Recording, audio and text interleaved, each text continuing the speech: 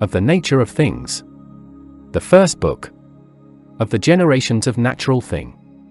The generation of all natural things is twofold, natural, and without art, and artificial, viz. By alchemy.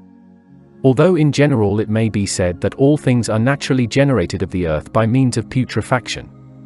For putrefaction is the chief degree, and first step to generation. Now putrefaction is occasioned by a moist heat. For a continual moist heat causeth putrefaction, and changeth all natural things from their first form, and essence, as also their virtues, and efficacy, into another thing. For as putrefaction in the stomach changeth, and reduceth all meats into dung, so also putrefaction out of the stomach in a glass, changeth all things from one form into another, from one essence into another, from one color into another, from one smell into another, from one virtue into another, from one power into another, from one property into another, and generally from one quality into another. For it is evident, and proved by daily experience, that many good things, which are wholesome, and medicinable, become after putrefaction naught, unwholesome, and mere poison. So on the contrary, there are many bad, unwholesome, poisonous, and hurtful things, which after their putrefaction become good, lose all their unwholesomeness, and become wonderful medicinable, because putrefaction produceth great matters, as of this we have a most famous example in the Holy Gospel, where Christ saith, unless a grain of wheat be cast into the earth, and be putrefied, it cannot bring forth fruit in 100-fold. Hence also we must know, that many things are multiplied in putrefaction so as to bring forth excellent fruit. For putrefaction is the change, and death of all things, and destruction of the first essence of all natural things, whence there ariseth a regeneration, a new generation 1,000 times better, and seeing therefore putrefaction is the first degree, and step to generation, it is very necessary that we know putrefaction well. Now there are many kinds of putrefactions, and one produceth its generation in another manner, then doth another. One also sooner than another. We said also that moisture and heat were the first degree, and step to putrefaction, which produceth all things, as a hen doth her eggs. Wherefore through, and in putrefaction, all mucilaginous phlegmae, and matter is made living, whatsoever it prove to be at last. An example of this you have in eggs, in which there is a mucilaginous humour, which by any kind of moderate continual heat is putrefied, and turned into a living chick, not only by the heat of the hen, but any such kind of heat. For in such a degree of fire eggs may be brought to maturity in a glass, and ashes, and become living birds, yea any man may ripen an eggy in his armhole, and hatch a chick, as well as the hen. And here we must take notice of something that is greater, and more than this, viz. If that living chick be in a vessel of glass like a gourd, and sealed up, burnt to powder, or ashes in the third degree of fire, and afterward so closed in, be putrefied with the exactest putrefaction of horse dung, into a mucilaginous phlegm, then that phlegm may be brought to maturity, and become a renewed, a new made chick, to wit, if that phlegm be again enclosed in its former shell, or receptacle. This is to revive the dead by regeneration, and clarification, which indeed is a great, and profound miracle of nature. According to this process may all birds be killed, and made alive again, and made new, and this is the highest, and greatest miracle, and mystery of God, which he ever discovered to mortal man. We must also know that after this manner men may be generated without natural father, or mother, i.e., not of a woman in a natural way, but by the art and industry of a skillful alchemist may a man be born, and grow, as afterwards shall be showed. It is possible also that men may be born of beasts, according to natural causes, but yet this cannot be done without much impiety and heresy, to wit, if a man should couple with a beast, and that beast should, as a woman doth, receive the sperm of the man, with desire and lust into her matrix, and conceive, then the sperm doth of necessity putrefy, and by the continual heat of the body, a man, and not a beast is thence produced. For always as the seed is that is sown, so also is the fruit that is brought forth, and unless it should be so, it would be contrary to the light of nature, and to philosophy. Wherefore as is the seed, such is the herb that springs from thence. So of the seed of an onion is brought forth an onion, not a rose, nor a nut, not a lettuce. So of corn, corn is brought forth, of barley, barley, of oats, oats, and so it is with all other fruits, which have seed, and are sown, and see. In like manner also it is possible, and not contrary to nature, that an irrational brute should be produced by a woman, and a man. Neither are we to judge of, or censure the woman, as the man, as in the former case, she therefore is not to be accounted impious, or heretical, as if she acted contrary to nature, but it is to be imputed to her imagination. For her imagination is always the cause of it. And the imagination of a breeding woman is so powerful, that in conceiving the seed into her body, she may change her infant divers ways, because her inward stars are so strongly bent upon the infant, that they beget an impression, an influence upon it. Wherefore the infant in the mother's womb in its forming is put into the hand, and will of its mother, as clay in the hand of the potter, who thence frames, and makes what his will, and pleasure is, so the woman that is breeding, forms the fruit in her body, according to her imagination, and her stars. Therefore it often falls out, that of the seed of a man, cattle, and other horrid monsters are begot, according as the imagination of the mother is strongly directed upon the embryo, and see. Now as you have heard, that by putrefaction many, and various things are generated, and made alive, so also you must know, that of many herbs, by putrefaction divers living creatures are bred, which they that are skilled in these things know. Here also we must know, that all such animals, which are bred, and made of putrefaction, contain some poison, and are poisonous, yet one far more strong than another, and one after another manner than another, as you see in serpents, vipers, toads, frogs, scorpions, basilisks, spiders, wood-bees, pismice, and many sorts of worms, as cankers, maggots, locusts, and sea. All which are bred in, and through putrefaction. Also amongst animals there are bred divers monsters. And there are monsters also which are not bred of putrefaction of themselves, but are made by art in a glass, as hath been said, because they oftentimes appear in a very wonderful shape, and form, fearful to behold, as oftentimes with many feet, many tails, many colours, oftentimes many heads, worms with the tails of fishes, or feathers, and other unusual forms, that the like have not been seen. Wherefore not only all animals, which have not proper parents, and are not born of things like to themselves are monsters, but also those which are bred of other things. So you see it is concerning a basilisk, which also is a monster, and indeed a monster above all monsters, and than which none is to be more dreaded, because he can kill any man with his mere looks, and sight, and because his poison is above all poisons, to which nothing in the world is to be compared.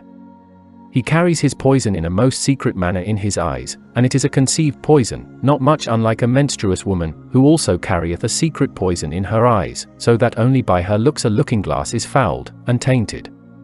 So also if she look upon a wound, or an ulcer, she infects that in the like manner, and hinders the cure thereof, so also with her breath, as well as sight, she infects divers things, corrupts, and weakens them, and so also with her touch. For you see if she meddle with wine in time of her menstrues, that it is suddenly changed and made thick, the vinegar also that she meddles withal, becomes dead, and useless, so also hot waters lose their strength, in like manner civet, ambergris, musk, and such like perfumes, lose their odour by such a woman's carrying, or handling of them. So also gold, and corals lose their colour, also many gems, and looking-glasses are soiled therewith, and see. But to return to what I proposed concerning the basilisk, by what reason, and in what manner he carries poison in his looks, and eyes, you must know that he hath that property, and poison from menstruous women, as is aforesaid. For the basilisk is bred of, and proceeds from the greatest impurity of a woman, viz. her menstrues, and from the blood of the sperm, if it be put into a gourd glass, and putrefied in horse dung, in which putrefaction a basilisk is brought forth. But who is so courageous, and bold to take him out, and kill him again, unless he cover, and fortify himself well first with glasses? I should persuade none to do it, nay, I would advise them to take heed of it.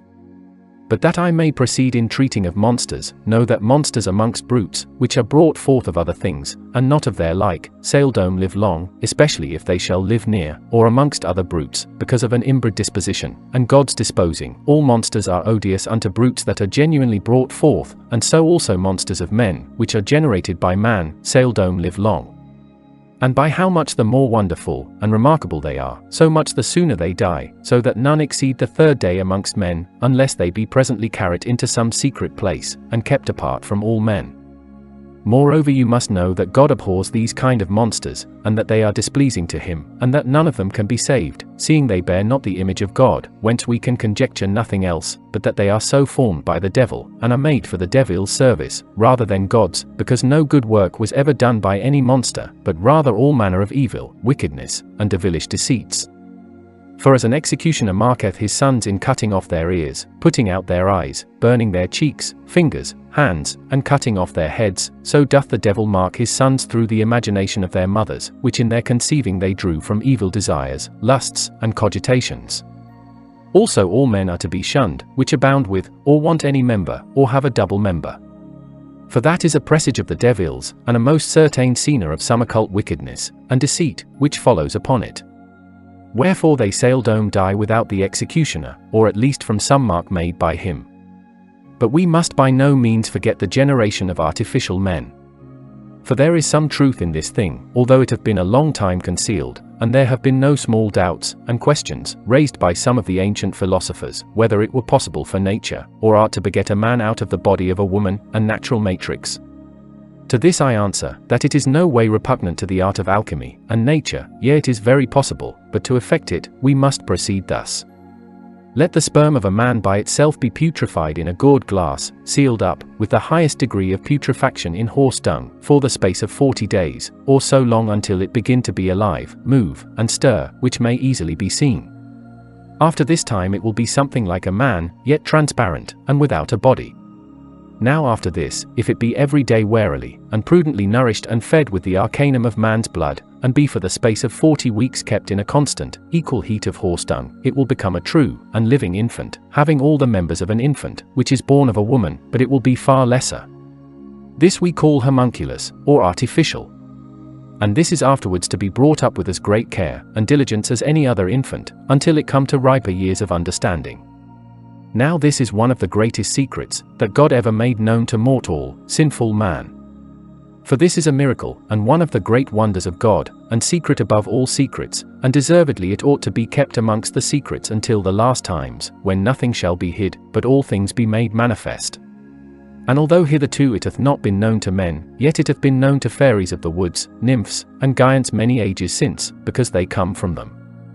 For of such artificial men, when they come to man's age, are made pygmies, giants, and other great and monstrous men, who are instruments of great matters, who obtain great victories against their enemies, and know all secrets, and mysteries, because by art they receive their lives, by art they receive their bodies, flesh, bones, and blood, by art they are born, wherefore art is now incorporated with, and inbred in them, and they need not learn of any, but others are constrained to learn of them, for by art they have their original and present existency, as a rose, or flower in a garden, and they are called the children of fairies, and nymphs, by reason that in power, and virtue they are like not to men, but spirits, and sea. Here it is necessary that we speak something of the generation of metals, but because we have wrote sufficiently of that in our book of the generation of metals, we shall very briefly treat of it here, only briefly adding what was omitted in that book. Know that all the 7 metals are brought forth after this manner, out of a threefold matter, viz. mercury, sulfur, and salt, yet in distinct and peculiar colors. For this reason Hermes did not speak amiss, when he said, that of 3 substances are all the 7 metals produced, and compounded, as also the tinctures, and philosopher's stone. Those 3 substances he calls the spirit, soul, and body, but he did not show how this is to be understood, or what he did mean by this, although haply he might know the 3 principles, but did not make mention of them. Wherefore we do not say, that he was here in an error, but only was silent now, that those 3 distinct substances may be rightly understood, viz. spirit, soul, and body, we must know, that they signify nothing else but the 3 principles, i.e. mercury, sulfur, salt, of which all the 7 metals are generated. For mercury is the spirit, sulfur the soul, and salt the body, but a metal is the soul betwixt the spirit and the body, as Hermes saith, which soul indeed is sulfur, and unites these 2 contraries, the body and spirit, and changeth them into one essence, and see. Now this is not to be understood so as that of every mercury, every sulfur, or of every salt, the 7 metals may be generated, or the tincture, or the philosopher's stone by the art of alchemy, or industry, with the help of fire, but all the 7 metals must be generated in the mountains by the archeus of the earth. For the alchemist shall sooner transmute metals, than generate, or make them. Yet nevertheless living mercury is the mother of all the 7 metals, and deservedly it may be called the mother of the metals. For it is an open metal, and as it contains all colors, which it manifests in the fire, so also occultly it contains all metals in itself, but without fire it cannot show them, and see. But generation and renovation of metals is made thus, as a man may return into the womb of his mother, i.e. into the earth, out of which he was first made a man, and shall again be raised at the last day, so also all metals may return into living mercury again, and become mercury, and by fire be regenerated, and purified, if for the space of 40 weeks, they be kept in a continual heat, as an infant is in his mother's womb. So that now there are brought forth not common metals, but tinging metals. For if silver be regenerated, after the manner as we have spoken, it will afterward tinge all other metals into silver, so will gold into gold, and the like is to be understood of all the other metals.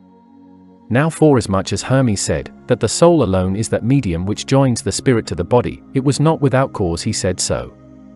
For seeing sulphur is that soul, and doth like fire ripen, and digest all things, it can also bind the soul with the body, incorporating, and uniting them together, so that from thence may be produced a most excellent body. Now the common combustible sulphur is not to be taken for the soul of metals, for the soul is another manner of thing than a combustible and corruptible body. Wherefore it can be destroyed by no fire, seeing indeed it is all fire itself, and indeed it is nothing else but the quintessence of sulphur, which is extracted out of reverberated sulphur by the spirit of wine, being of a red color, and as transparent as a ruby, and which indeed is a great, and excellent arcanum, for the transmuting of white metals, and to coagulate living mercury into fixed, and true gold. Esteem this as an enriching treasure, and thou mayst be well contented with this, onely secret in the transmutation of metals. Concerning the generation of minerals, and half metals nothing else need be known than what was at first said concerning metals, viz. that they are in like manner produced of the three principles, viz. mercury, sulphur, and salt, although not as metals of perfect, but of the more imperfect, and baser mercury, sulphur, and salt, and yet with their distinct colors. The generation of gems is from the subtlety of the earth, of transparent and crystalline mercury, sulphur, and salt, even according to their distinct colors. But the generation of common stones is of the subtlety of water, of mucilaginous mercury, sulphur, and salt. For of the mucilaginousness of water are produced all stones, as also sand, and gravel are thence coagulated into stones, as we often see. For any stone put in the water, doth suddenly contract a mucilaginousness to itself. Now if that mucilaginous matter be taken from this stone, and coagulated in a glass, it becomes such a stone, as was in that water, but it would require a long time before it would be coagulated of itself. The second book of the growth and increase of natural things. It is sufficiently manifest, and known to every one, that all natural things grow, and are ripened through heat, and moisture, which is sufficiently demonstrated by rain, and the heat of the sun. For no man can deny that rain doth make the earth fruitful, and it is granted by all, that all fruits are ripened by the sun. Seeing therefore this is by divine ordination naturally possible, who can gainsay, or not believe that a man is able, through the wise, and skillful art of alchemy, to make that which is barren, fruitful, and that which is crude, to ripen, and all things to grow, and to be increased. For the scripture saith, that God subjected all creatures to man, and put them into his hands as being his own, that he might use them for his necessity, and rule over the fish of the sea, fowls of the air, and all things upon the earth, nothing excepted. Wherefore man might well rejoice that God should so endow him with the excellency of nature, that all the creatures of God should be forced to obey, and be subject to him, especially the whole earth, and all things which are bred, live, and move in, and upon it. Since therefore we see with our eyes, and are taught by daily experience, that by how much the oftener, and more abundantly the rain doth moisten the earth, and the sun doth again with its heat and warmth dry it, so much the sooner do the fruits of the earth come forth and are ripened, yea all fruits do clearly grow, and increase, what time of the year soever it be, let no man henceforth wonder, that the alchemist also by a manifold imbibition, and distillation should not do the same. For what else is rain but the imbibition of the earth? And the heat of the sun, but the distillation of the sun, which draws up those humidities again. Wherefore I say it is possible by such a kind of art, even in the middle of winter to bring forth green herbs, flowers, and other fruit, through earth, and water, out of the seed, and root. If then this can be done in all herbs, and flowers, it may also be done in many other like things, as in all minerals, whose imperfect metals by virtue of a mineral water may be brought to maturity through the industry, and art of a skillful alchemist. In like manner may all marcasites, granati, zenetta, arsenica, torca, cacami, bismuta, antimonies, and C, all which carry with them crude gold, and silver, be so ripened, that they may be equalized to the most rich veins of gold, and silver, only by this art. So also the elixir, and tinctures of metals are brought to maturity, and perfected. Seeing therefore, as it hath been said, moisture and heat do ripen all things, and make them grow, let none wonder, that the beard, hair, or nails of a malefactor hanging on a gibbet, or wheel do for a long time grow, neither let it be accounted for a sign of his innocency, as the ignorant believe, for this is natural, and from natural causes. For whilst that any moisture remains in him, his beard, hair, and nails grow, even till the 2nd year, or till he be wholly eutrophied, and see.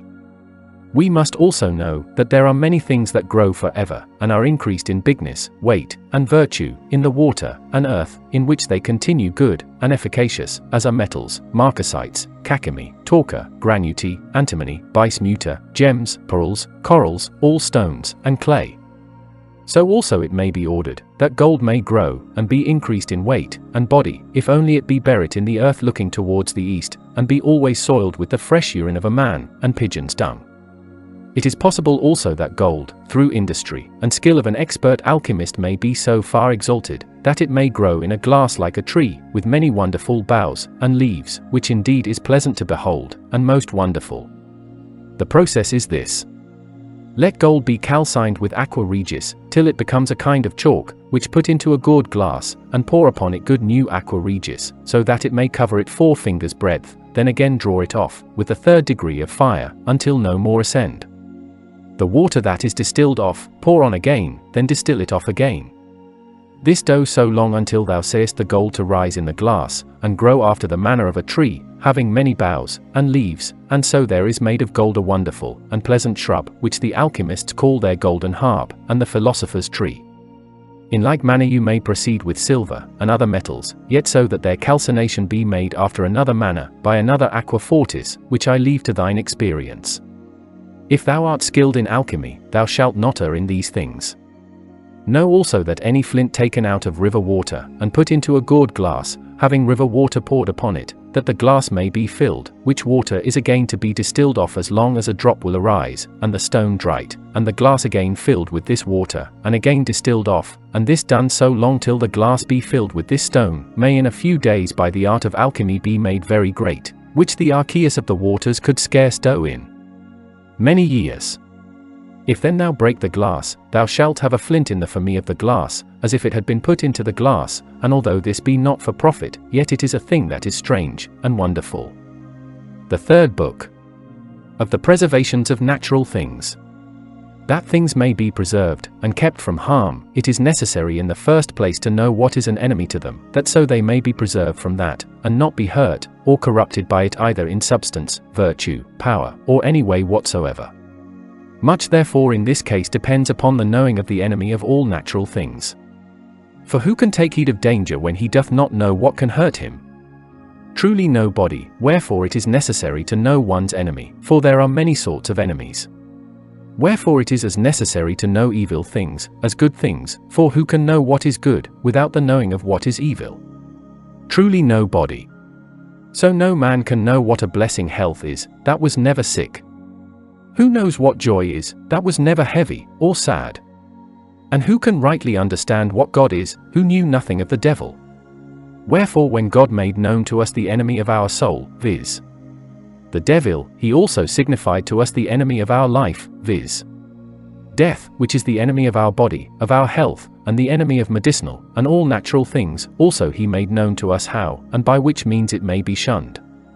For as there is no disease against which there is not created, and found some remedy, which should cure, and expel it, so also there is always one thing ordained against another, one water against another, one stone against another, one mineral against another, one poison against another, one metal against another, and so in many more things, all which it is not requisite here to recite. Now how, and by what means everything is to be preserved, and kept from hurt, we must know, that many things are to be preserved in the earth, and especially all roots do for a long time remain in the earth without losing their virtue, or being corrupted. In like manner herbs, flowers, and all fruits continue in the water incorrupt, and green. There are also many fruits, and apples that may be preserved in water from all manner of putrefaction, until new fruit come again.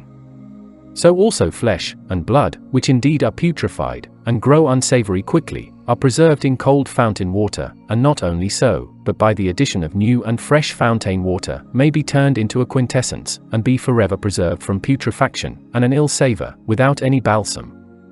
And this doth not only preserve the flesh and blood of dead things, but also of the living, wherefore man's body may be preserved from all manner of putrefaction, and divers diseases that proceed from putrefaction, better than common mummy. Now that blood may be preserved of itself from putrefaction, and stinking, and not as a quintessence, and so as it may preserve the blood of the living, as we now said, thou must follow this process. Let the blood be separated from its phlegm, which is separated of itself, and is driven to the upper part. This water pour gently out of the vessel, and instead of it put as much of the water of the salt of blood, which water we teach to make in our chirurgery, that water doth presently mix with the blood, and preserves it so, that it will never be putrefied, or grow unsavory, but continue many years as fresh, and very red as it was the first day, and this indeed is a great wonder. But if thou dost not know how to make this water, or hast it not in readiness, then pour upon it so much of the best, and most excellent balsam, and this will do the same. Now, this blood is the balsam of balsams, and is called the arcanum of blood, and it is so wonderful, and of such great virtue, that it is incredible to be spoken, wherefore thou shalt conceal it as a great secret in physic. In preserving of metals, their enemies are first to be known, that so much the better they may be preserved from harm. The chiefest enemies of metals are all sharp corroding waters, all corrosive things, all salts, crude sulfur, antimony, and mercury. But that you may know particularly how they show their enmity, it is thus. Sharp waters, and such things as are corrosive, and salts show their enmity, in that they mortify, dissolve, calcine, corrupt metals, and reduce them to nothing. Crude sulfur shows its enmity in the fume thereof, for by its fume it takes away from copper its color, and redness, and makes it white. From white metals, as silver, tin, lead, and iron it takes away the whiteness, and makes them red, and yellowish. From gold it takes away that fair amiable yellowness, and golden color, and makes it black, and so foul, that nothing can be more foul. Antimony shows its enmity in this, in that all metals with which it is melted, or mixed, it spoils, carrieth away, and preys upon, and also not unlike to sulfur, by its fume it takes away from metals their true, and natural color, and brings in another. Quicksilver doth destroy metals upon this account, in that it enters into metals, with which it is joined, and dissolves them, so that it makes an amalgama of them, wherefore the fume thereof, which we call common mercury, makes all metals brittle, that they cannot be malleated, and calcines them. Also it makes all red metals of a golden color, to be white, but it is the greatest enemy of all to iron, and steel, for if common mercury do but touch a bar of iron, or steel, or that be but smeared over with mercurial oil, that bar will afterward be broken like glass, and be bowed, which indeed is a great secret, and deserves to be kept exceeding close. In like manner must the lodestone be kept from mercury, for the like enmity it shows to that as to iron. For any lodestone that mercury hath but touched, or which hath been smeared with mercurial oil, or only put into mercury, will never draw iron more. Let no man wonder at this, for there is a natural cause for it, and it is this, viz. Because mercury extracts the spirit of iron, which was hid in the lodestone, which spirit draws the spirit of iron to it, and this is not only in the lodestone, but in all natural things else, so that always a strange spirit in a body which is not of the same nature with itself, draws to itself a body which is of the same nature, and this we must know to be so, not only in the lodestone, but also in all other natural things, as minerals, stones, herbs, roots, men, and brutes. That metals have an enmity, and hate one the other naturally, as you see in lead, which is naturally a very great enemy to gold. For it breaks asunder all parts of gold, it makes it foul, weak, spoils, and destroys it even to death, more than any other metal.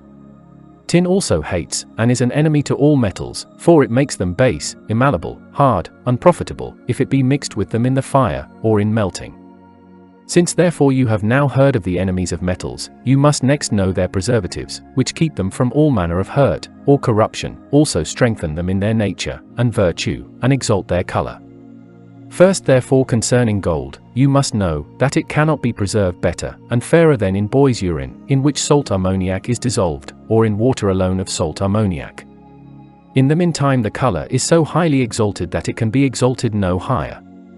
Silver cannot be better preserved than if it be boiled in common water, or vinegar, in which tartar or salt have been dissolved. So any old silver, that is made black, and fouled, is renewed by being boiled in these waters. The best preservative for iron and steel is the lard of a barrow hog not salted, which indeed preserves iron and steel from rust, if once every month they be smeared over with it. Also, if iron be melted with fixed arsenic, it will be so renewed and fixed, that it will like silver never contract rust. Copper may be preserved, if it be only mixed with sublimed mercury, or be smeared over with the oil of salt, and so it will never any more be grown over with verde grease. Lead can no ways be better preserved than in cold earth, and in a moist place, according to the nature thereof. The lodestone is preserved best of all with the filings of iron and steel, for by this means it is never weakened, but daily strengthened.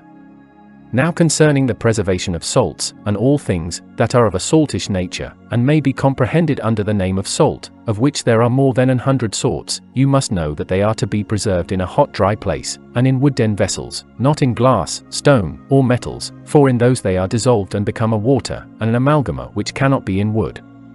Moreover, you must know how some kind of waters, and liquors pressed out of herbs, roots, and all other fruits, and vegetables, which do easily contract filth, and slime as if a skin were spread over them, may be preserved. These waters therefore, and liquors must be put up into glasses that are narrow towards the top, and wide below, and the glasses be filled to the top, then add a few drops of oil olive, that all the water, or liquor may be covered, so the oil will swim on the top, and preserve the liquor, or water a long time from filth or slime.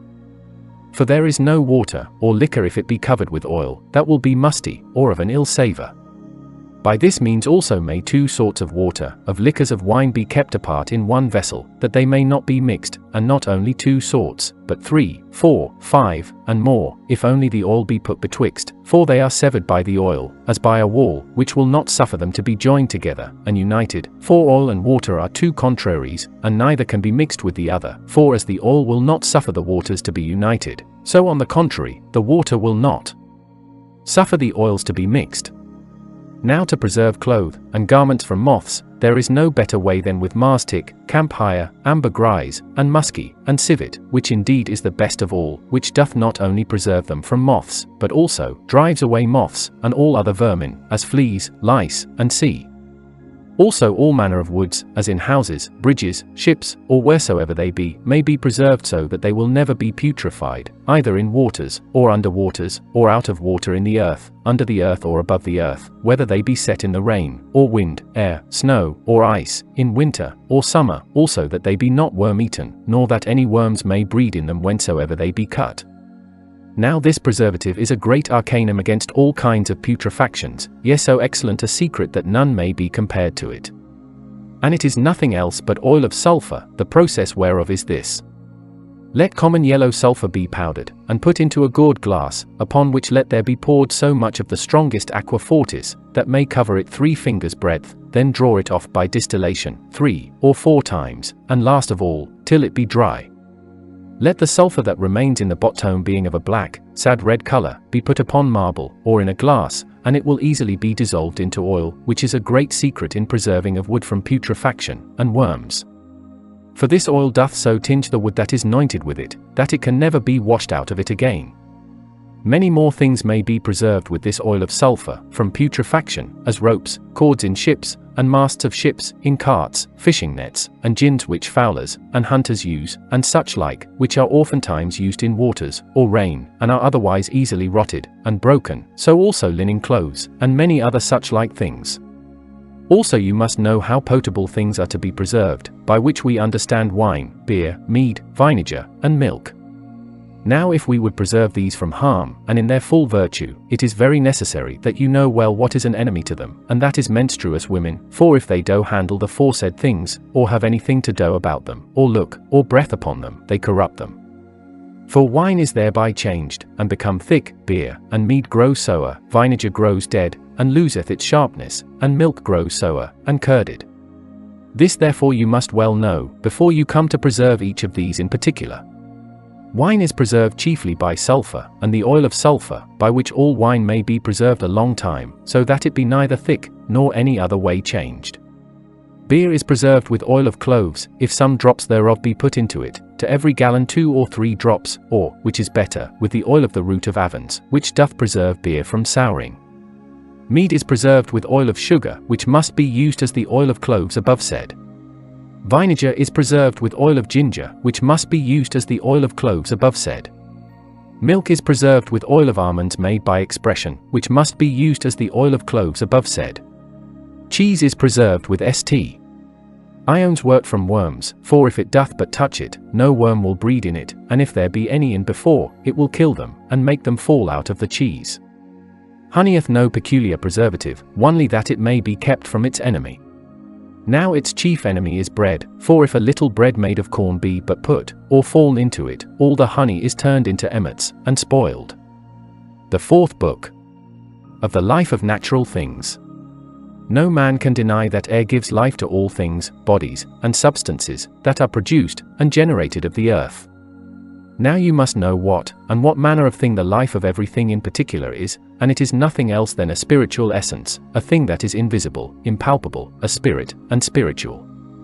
Wherefore there is no corporeal thing, which hath not a spirit lying hid in it, as also a life, which, as I said before, is nothing but a spiritual thing. For not only that hath life which moves, and stirs, as men, animals, vermin of the earth, birds in the air, fish in the sea, but also all corporeal, and substantial things. For here we must know that God in the beginning of the creation of all things, created no body at all without its spirit, which it secretly contains in it. For what is the body without a spirit? Nothing at all. Wherefore the spirit contains in it secretly the virtue, and power of the thing, and not the body. For in the body there is death, and the body is the subject of death, neither is any else to be sought for in the body, but death. For that may several ways be destroyed, and corrupted, but the spirit cannot. For the living spirit remains forever, and also is the subject of life, and preserves the body alive, but in the ruin of the body it is separated from it, and leaves behind it a dead body, and returns to its place, from whence it came, viz. into the chaos, and the air of the upper and lower firmament. Hence it appears that there are divers spirits, as well as divers bodies. For there are spirits celestial, infernal, humane, metalline, mineral, of salts, of gems, of marcasites, of arsenics, of potable things, of roots, of juices, of flesh, of blood, of bones, and sea. Wherefore also know that the spirit is most truly the life, and balsam of all corporeal things. But now we will proceed to the species, and briefly describe to you in this place the life of every natural thing in particular. The life therefore of all men is nothing else but an astral balsam, a balsamic impression, and a celestial invisible fire, an included air, and a tinging spirit of salt. I cannot name it more plainly, although it be set out by many names. And seeing we have declared the best, and chiefest, we shall be silent in these which are lesser material. The life of metals is a secret fatness, which they have received from sulfur, which is manifest by their flowing, for everything that flows in the fire, flows by reason of that secret fatness that is in it, unless that were in it, no metal could flow, as we see in iron, and steel, which have lesser sulfur, and fatness than all the other metals, wherefore they are of a drier nature than all the rest. The life of mercury is nothing else but the internal heat, and external coldness, i.e., it makes the internal part of its body hot, and the outward part cold, and therefore might well be compared to a garment made of skins, which doth even as mercury make hot, and cold. For if a man wears such a garment it makes him warm, and keeps him from the cold, but if the smooth part of those skins be put upon his naked body, it makes him cold, and is good against too much heat, wherefore it was a custom in ancient time, and still is in some places, to weigh skins as well in summer, as in winter, as against cold in the one, so against heat in the other. In summer they turn the smooth side inward, and the hairy side outward, and in winter the hairy side inward, and the smooth side outward. As therefore you have heard of the garment of skins, so also it may be said of mercury. The life of sulfur is a combustible, stinking fatness, for whilst it burns, and stinks, it may be said to be alive. Now the life of all salts is nothing else but the spirit of aquae fortis, for that water being drawn from them, that which remains in the bottom, is called dead earth. The life of gems and corals is only their colour, which with spirit of wine may be taken from them. The life of pearls is nothing else but their splendour, which they lose in calcination. The life of the lodestone is the spirit of iron, which may be extracted, and taken away with spirit of wine. The life of flints is a mucilaginous matter.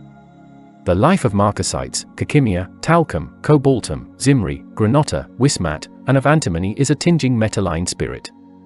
The life of arsenics, auripigment, opiment, realgar, and such like matters, is a mineral, and coagulated poison.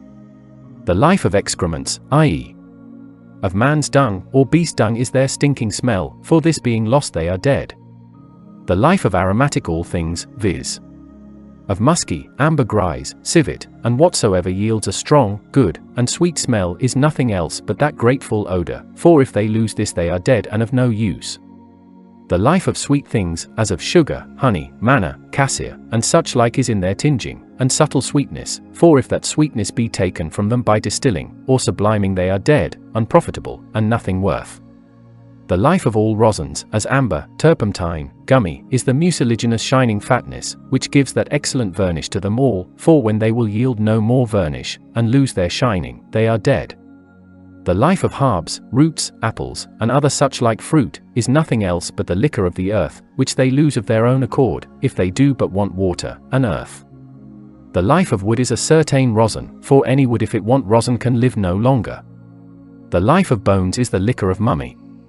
The life of flesh and blood is nothing else but the spirit of salt, which preserves them from stinking and putrefaction, and is of itself as water separated from them. Now concerning the life of elements, you must know that the life of water is its running. For when by the coldness of the firmament it is congealed into ice, it is dead, and its mischievousness is taken from it, that nobody can be drowned in it. The life of fire is air, for air makes fire burn with greater vehemency, and heat, also there cometh forth from all fire a kind of air, which will blow out a candle, and drives up a feather, as you may daily see before your eyes.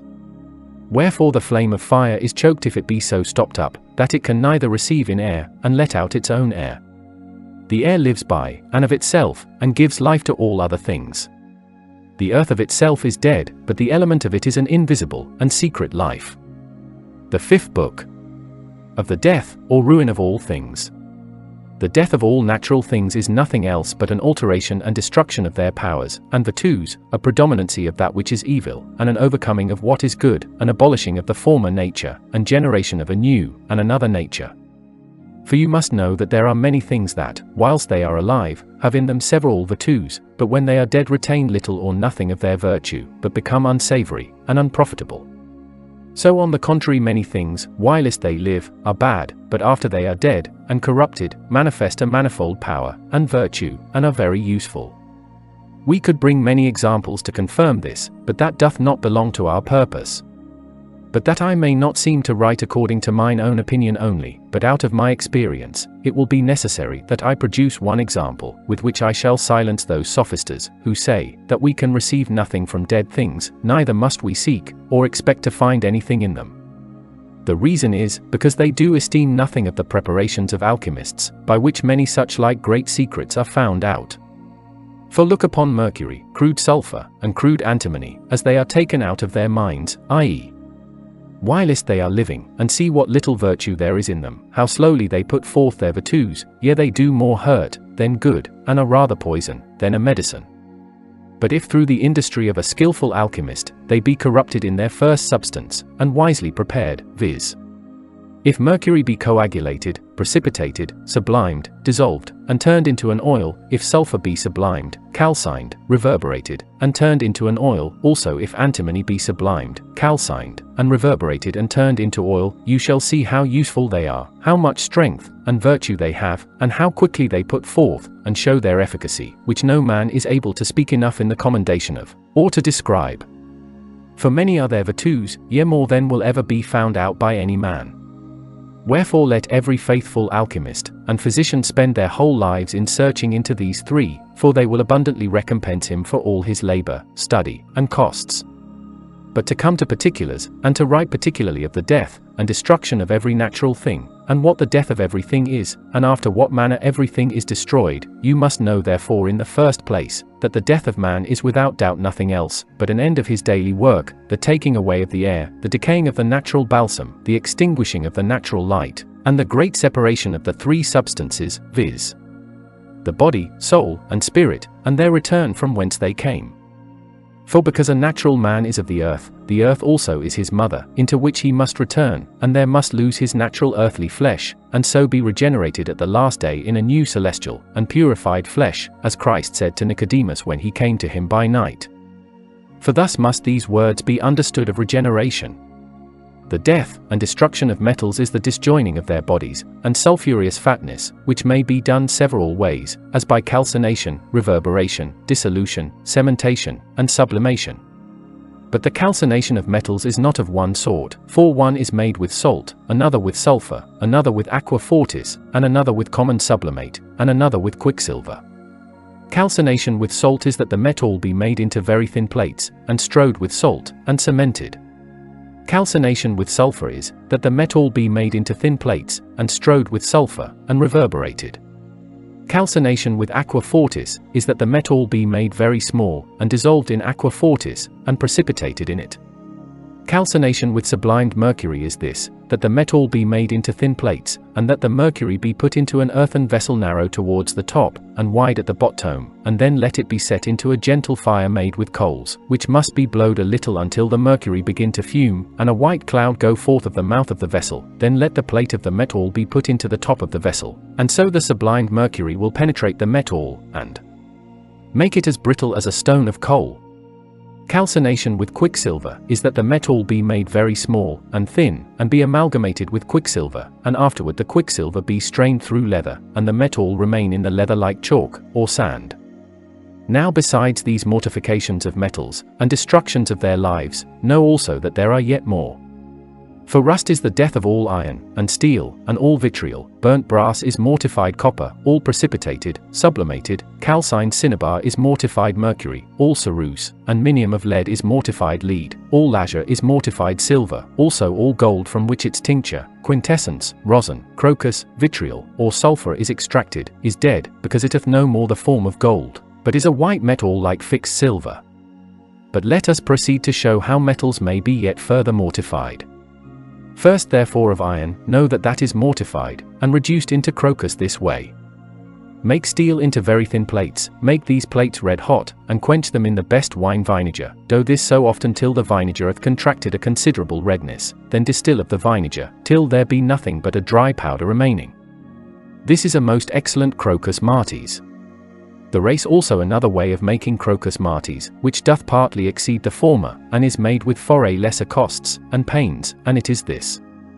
Strow upon the plates of steel, sulphur, and tartar, being both in a like quantity, then reverberate them, and this will produce a most excellent crocus, which must be taken off from the plates.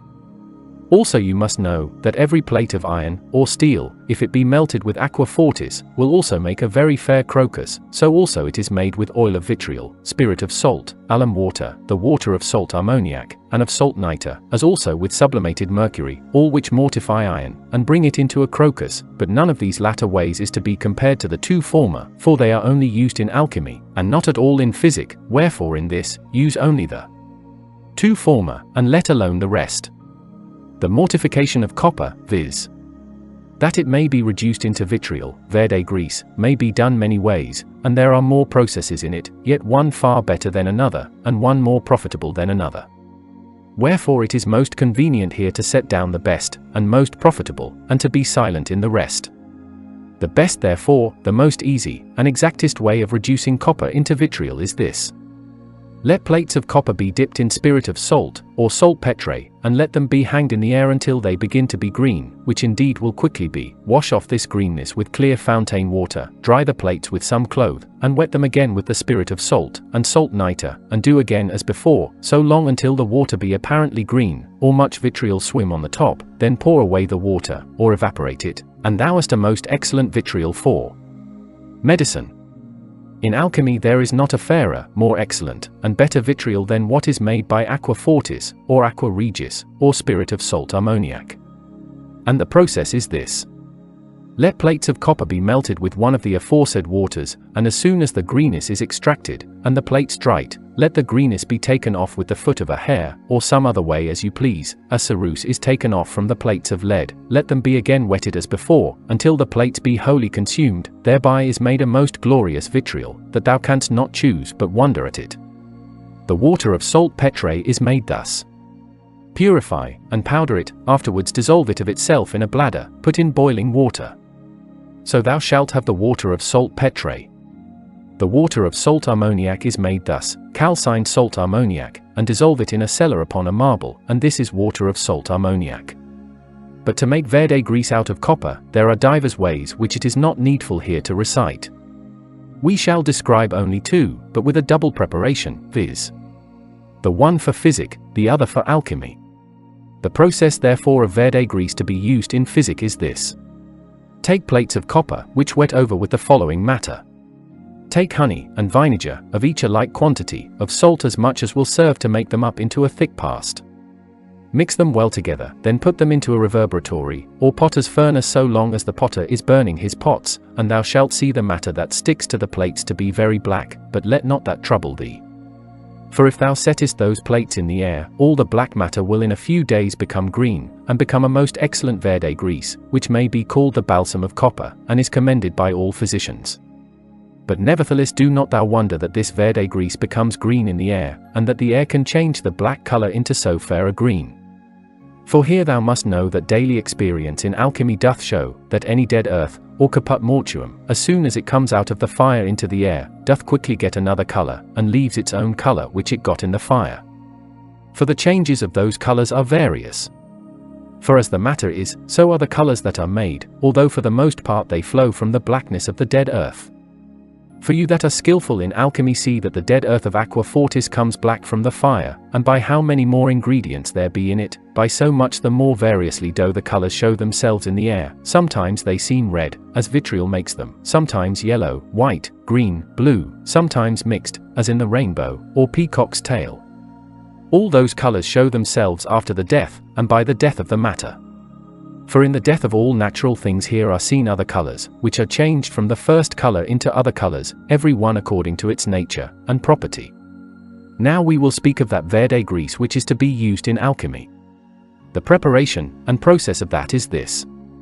Make very thin plates of copper, strew upon them salt, sulphur, and tartar ground, and mix together, of each a like quantity in a great calcining pot. Then reverberate them 24 hours with a strong fire, but so that the plates of copper do not melt. Then take them out, and break the pot, and set the plates with the matter that sticks to them into the air for a few days, and the matter upon the plates will be turned into a fair verde grease, which in all sharp corroding waters, waters of exaltation, and in cements, and in colouring of gold, doth tinge gold and silver with a most deep colour. Now to turn copper into aes ustum, which is called the crocus of copper, the process is this.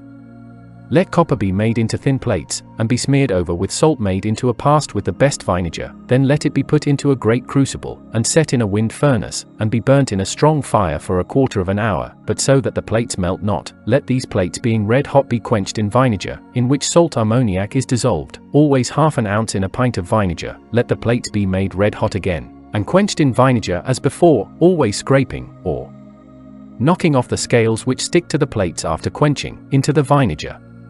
Do this so long, until the plates of copper be in good part consumed by this means, then distill off the vinegar, or let it vapour away in an open vessel, and be coagulated into a most hard stone.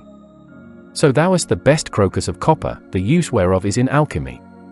Many make crocus of copper by extracting of it with the spirit of wine, or vinegar, as they do crocus martis, but I commend this way far above it. Now the mortification of quicksilver that it may be sublimed, is made with vitriol, and salt, with which it is mixed, and then sublimed, so it becomes as hard as crystal, and as white as snow. But to bring it to a precipitate, the process is this. Let it first be calcined with the best aqua fortis, then distill off the aqua fortis, and do this about 5 times, until the precipitate become to be of a fair red colour. Dulcify this precipitate as much as thou canst, and lastly pour upon it the best rectified spirit of wine you can get. Distill it off from it 8 or 9 times, or so often until it be red hot in the fire, and do not fly. Then thou hast a diaphoretical precipitated mercury. Moreover, you must take notice of a great secret concerning precipitated mercury, viz. If after it is coloured, it be dulcified with water of salt of tartar, pouring it upon it, and distilling of it off so often, until the water riseth no more sharp from the precipitate, but be manifestly sweet, then thou hast a precipitate as sweet as sugar, or honey, which in all wounds, ulcers, and venereal disease is so excellent a secret, that no physician need desire a better. Besides, it is a great comfort to despairing alchemists. For it doth augment gold, and a thing gress into gold, and with it gold remains stable and good. Although there is much pains and sweat required to this precipitate, yet it will sufficiently recompense thee for thy pains and costs, and will yield thee more gain than can be got by any art or trade whatsoever. Thou mayst well therefore rejoice in this, and give God and me thanks for it.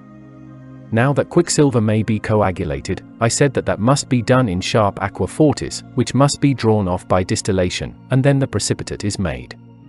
But that quicksilver may be brought into a cinnabar, you must first mortify, and melt it with salt, and yellow sulphur, and bring it into a white powder, then put it in a gourd, and put upon it a ladle, or head, and sublime it in the greatest flux you can, as the manner is, so the cinnabar will ascend into the ladle, and stick as hard as the stone hematites.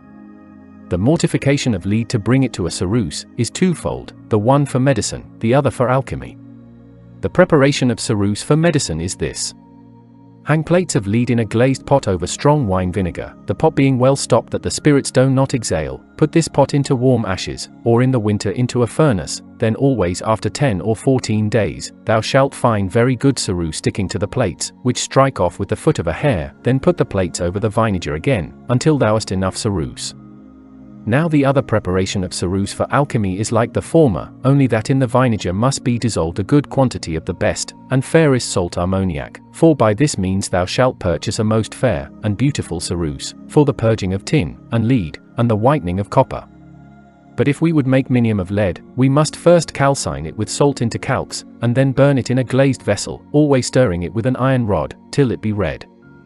This is the best and chiefest minium, and it is to be used as well in physic as alchemy, but the other which mercers sell in their shops is nothing worth.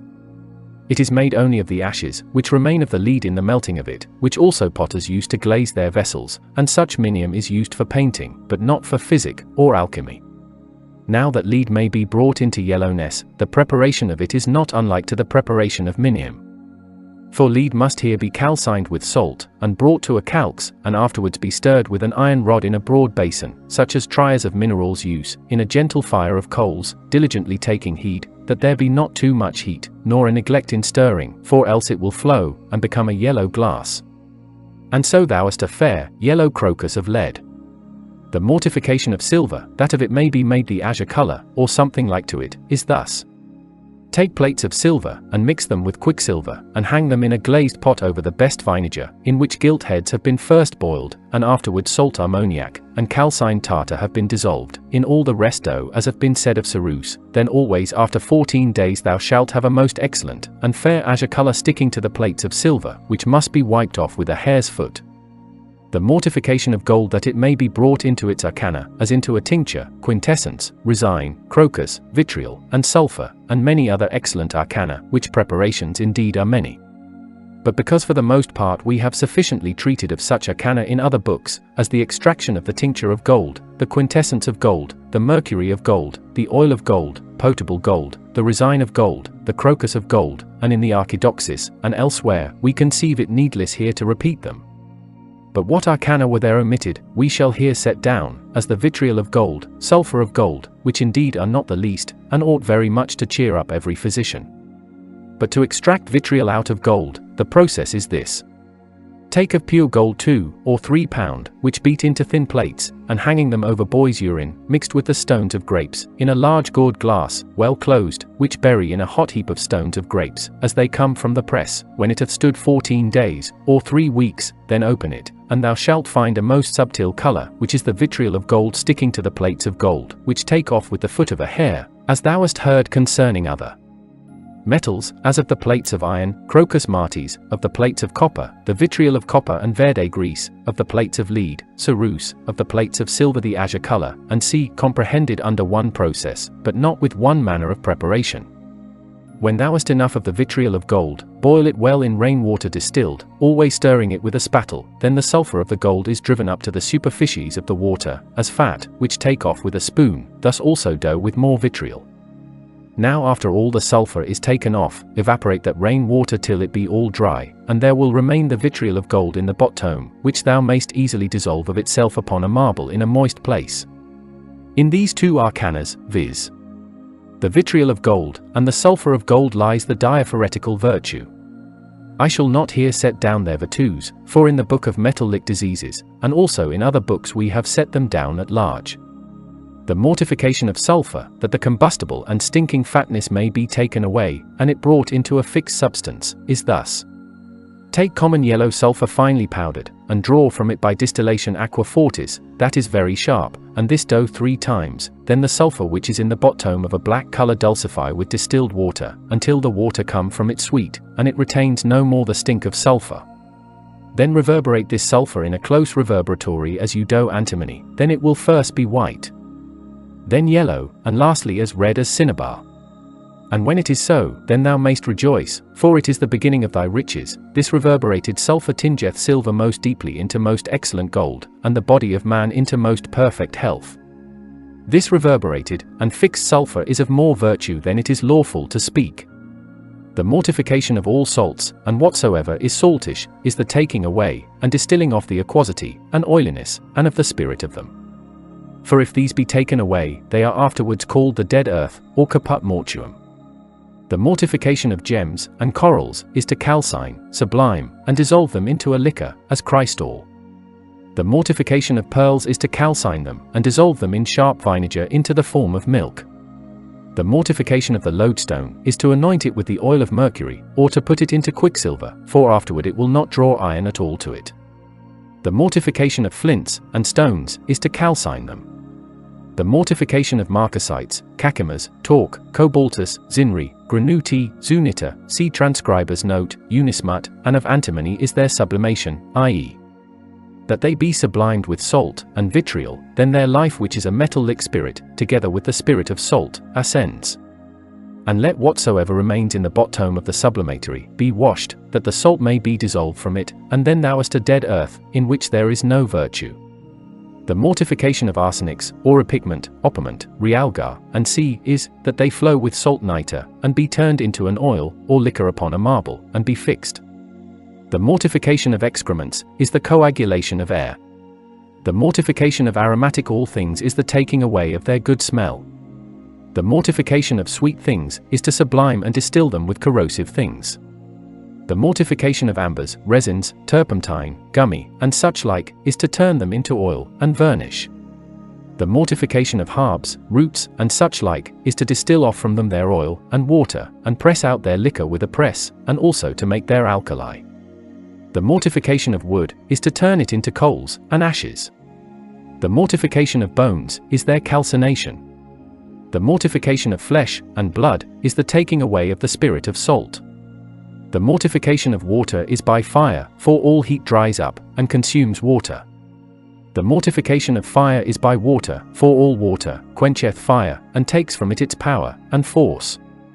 So now you are sufficiently instructed in few words how death lies hid in all natural things, and how they may be mortified, and be brought into another form, and nature, and what virtues flow from them. Whatsoever should have been said further, we put in the following book, of the resurrection of natural things.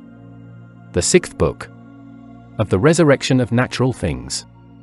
The resurrection and renewing of natural things is not the least, but a profound and great secret in the nature of things, and rather divine, and angelical, than humane, and natural. I desire to be here understood with great distinction, and no otherwise than my opinion is, and nature doth daily, and manifestly show, and experience make good, lest I should be exposed to the lies, and slanders of mountebanks, my enemies, which do construe all that I do in the worst sense, as if I would usurp the divine power, and attribute this to nature, which she was never able to perform. Wherefore we must cautiously consider that there is a twofold death, viz. violent, and voluntary. The one can raise a thing again, the other not. Wherefore, do not believe those sophisters that say, that a thing that is once dead, or mortified, can never be raised again, and that make no account of resuscitation, and restoration of things, which error indeed of theirs is not the least. And indeed it is true, that whatsoever dieth, or perisheth with a natural death, and what nature mortifies by reason of her predestination, God alone can raise again, or must of necessity be done by his command, so whatsoever nature destroys, man cannot restore again. But whatsoever man destroys he can restore again, and being restored spoil again, and man hath no further power of himself. And if he should attempt to do anything more, he would arrogate the power of God to himself, and yet he would labor in vain, and be confounded, unless God did assist him, or he had so much faith as to remove mountains.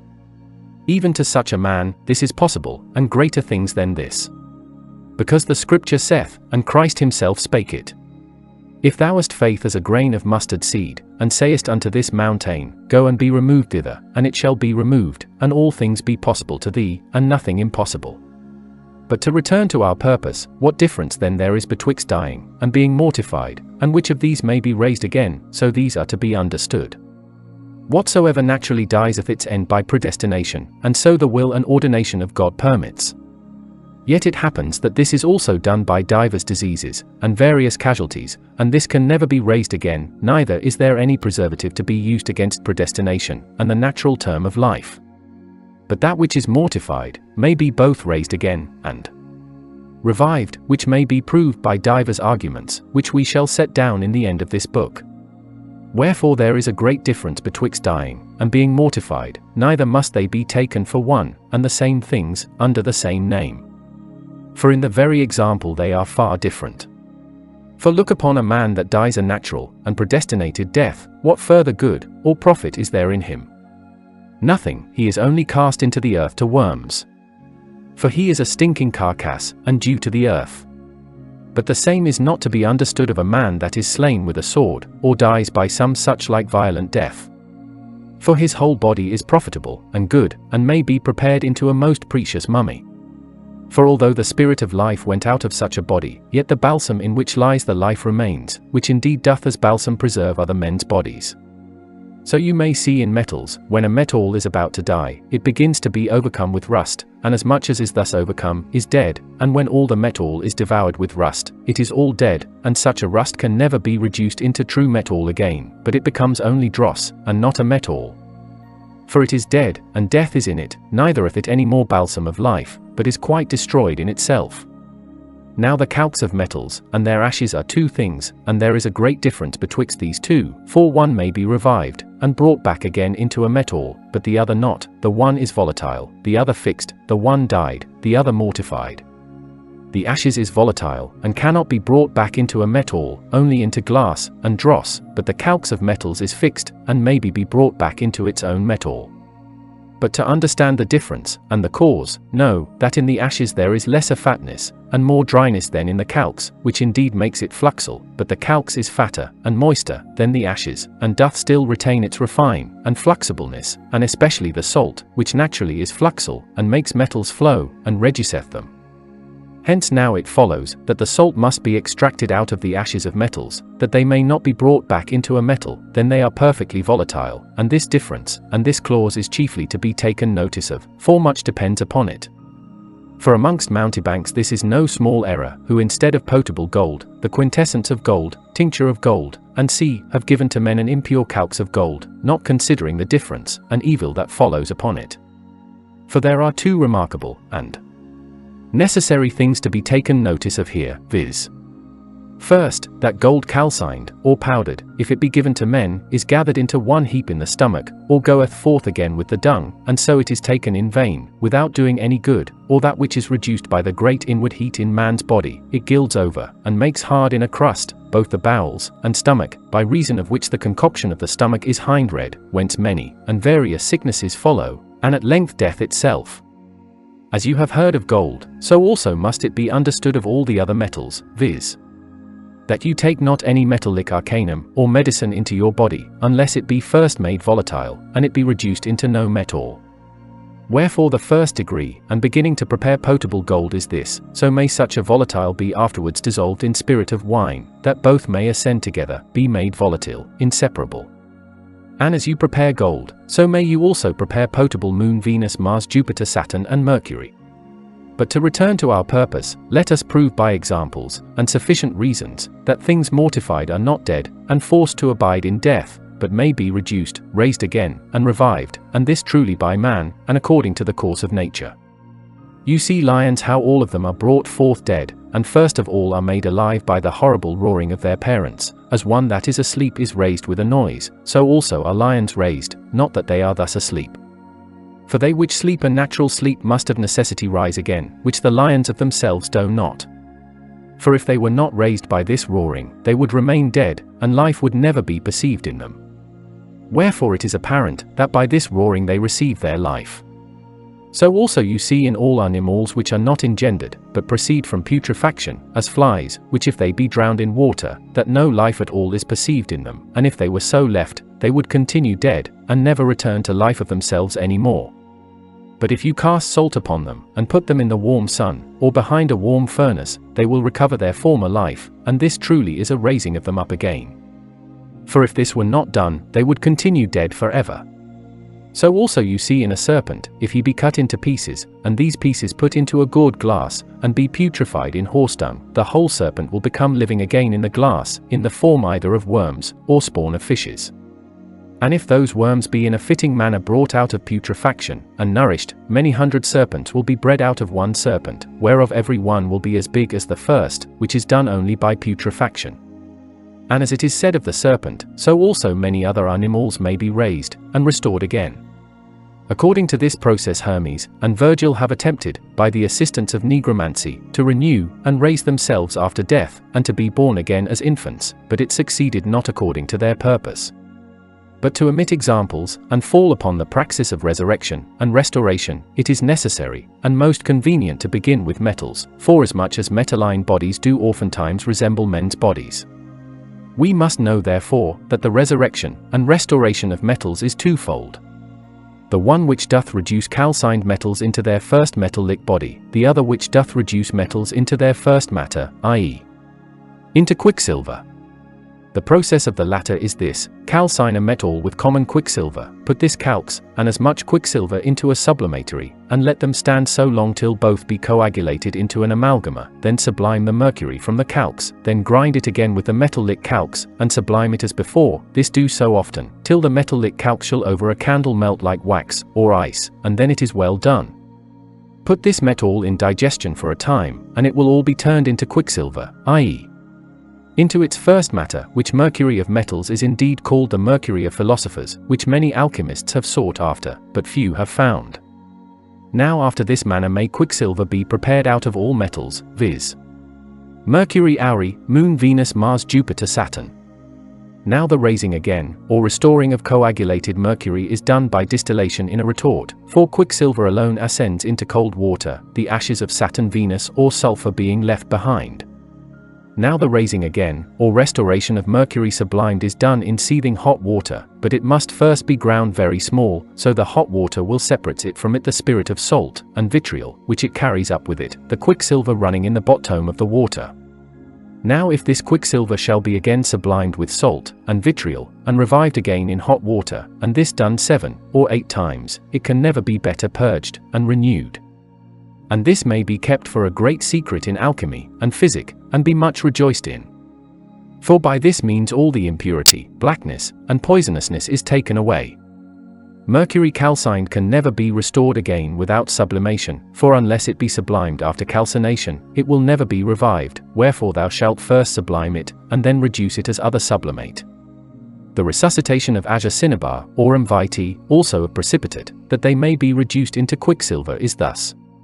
Take either of these, grind it small upon a marble, make it up into a paste with the white of an eggy, and soap, then make pills of the bigness of filberds, which put into a strong earthen gourd, upon the mouth of it put a plate of iron, with many little holes in it, and lute it on, and distill it per decensum with a strong fire, so that it may fall into cold water, and thou shalt have the quicksilver again. Now the resuscitation and restoring of wood is hard and difficult, yet possible to nature, but without much skillfulness and industry it can never be done, but to revive it, the process is this. Take wood which must first be a coal, then ashes, which put into a gourd together with the resine, liquor, and oil of that tree, of each a like weight, mingle them, and melt them with a soft heat, and there will be a mucilaginous matter, and so thou hast the 3 principles, of which all things are produced, and generated, viz. Phlegm, fatness, and ashes. The phlegm is mercury, the fat is sulfur, the ashes is salt. For whatsoever fumes, and evaporates in the fire is mercury, whatsoever flames, and is burnt is sulfur, and all ashes is salt. Now seeing thou hast these 3 principles together, put them in horse dung, and putrefy them for a time. If afterward that matter be put in, and buried in fat ground, thou shalt see it live again, and a little tree spring from thence, which truly in virtue is for a more excellent than the former. This tree or wood is, and is called regenerated wood, renewed, and restored, which from the beginning was wood, but mortified, destroyed, and brought into coals, ashes, and almost to nothing, and yet out of that nothing is made, and renewed. This truly in the light of nature is a great mystery, viz.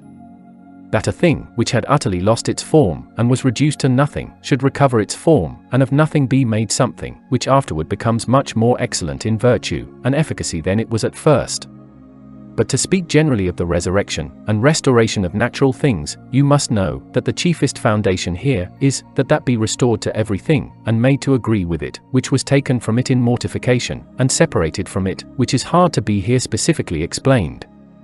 Wherefore we shall conclude this book, and shall speak of these things more at large in the next book, concerning the transmutations of natural things. The seventh book. Of the transmutation of natural things. If we write of the transmutation of all natural things, it is fit and necessary that in the first place we show what transmutation is.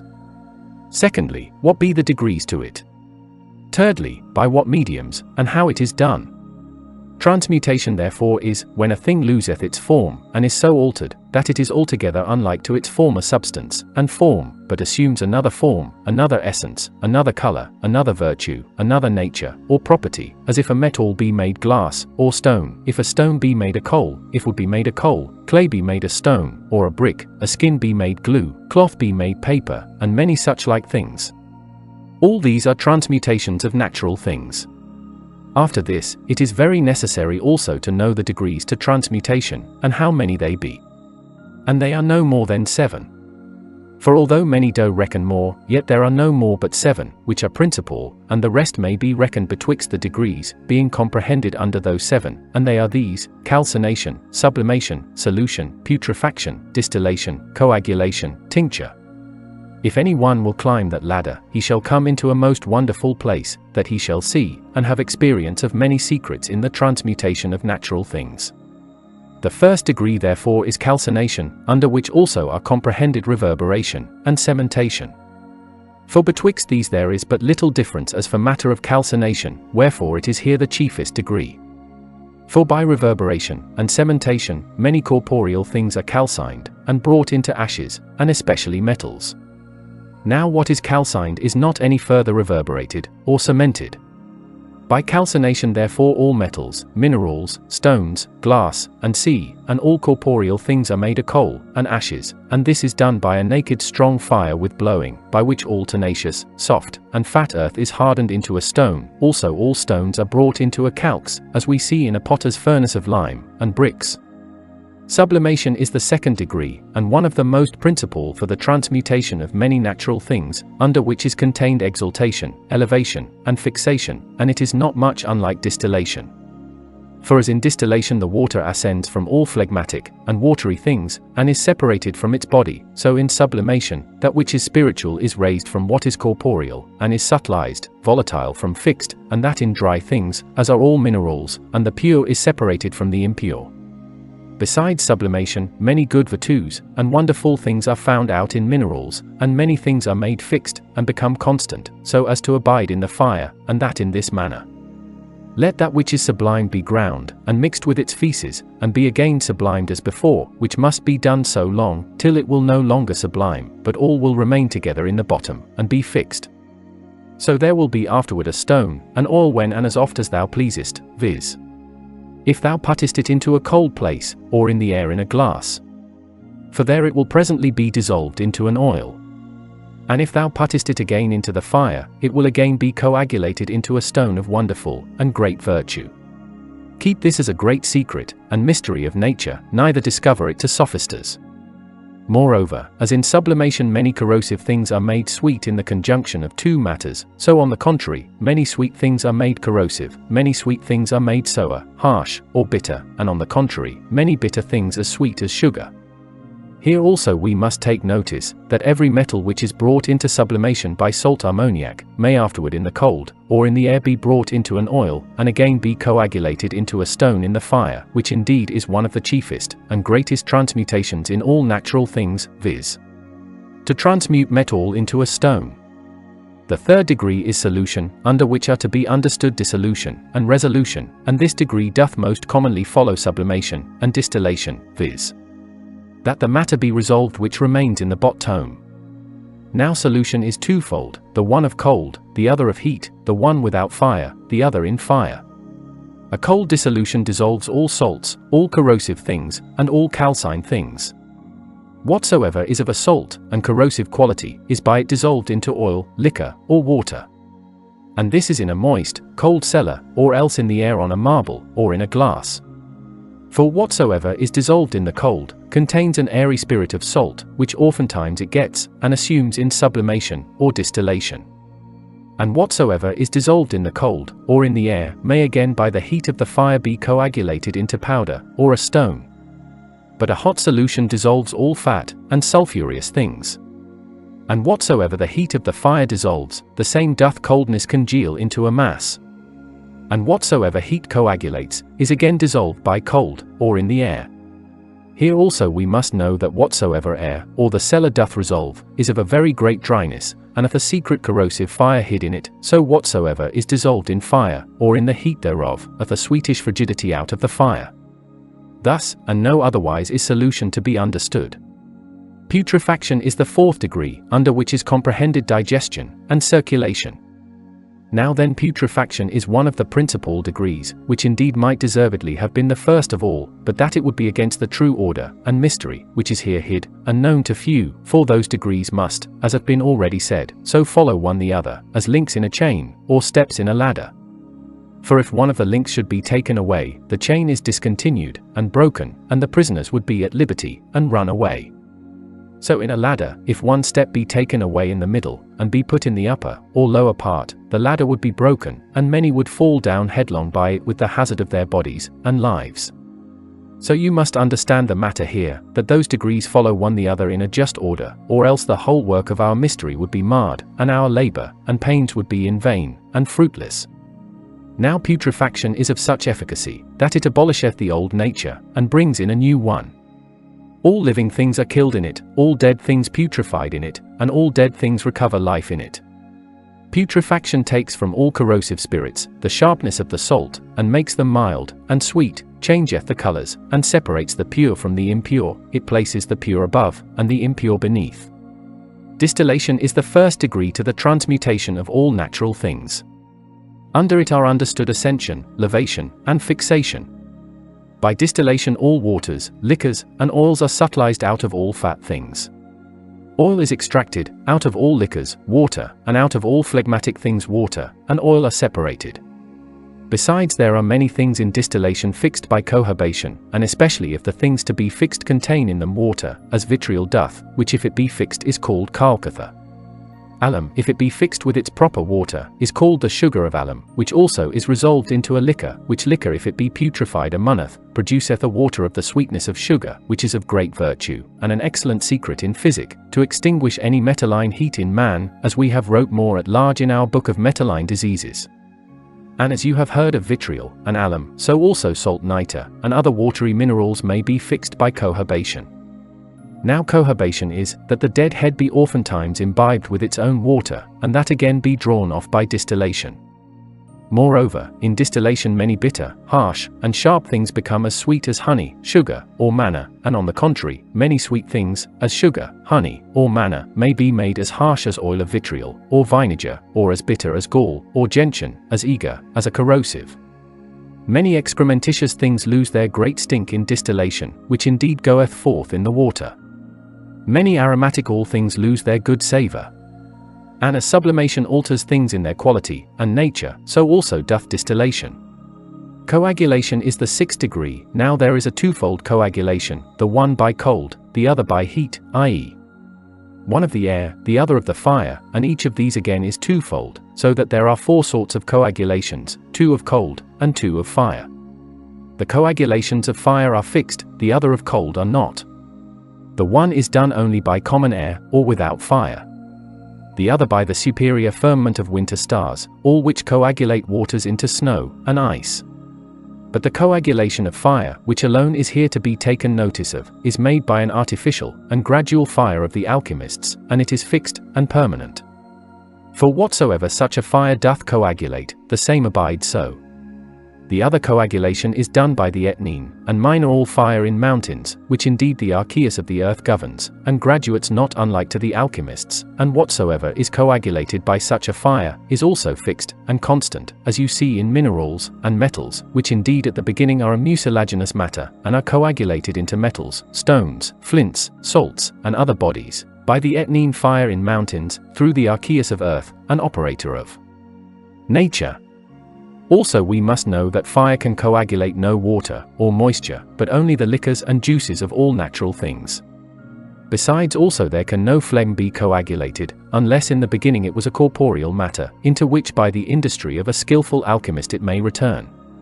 So also any mucilaginous matter, or spermatic sliminess may by the heat of fire be coagulated into a body and corporeal matter, but never be resolved into water again.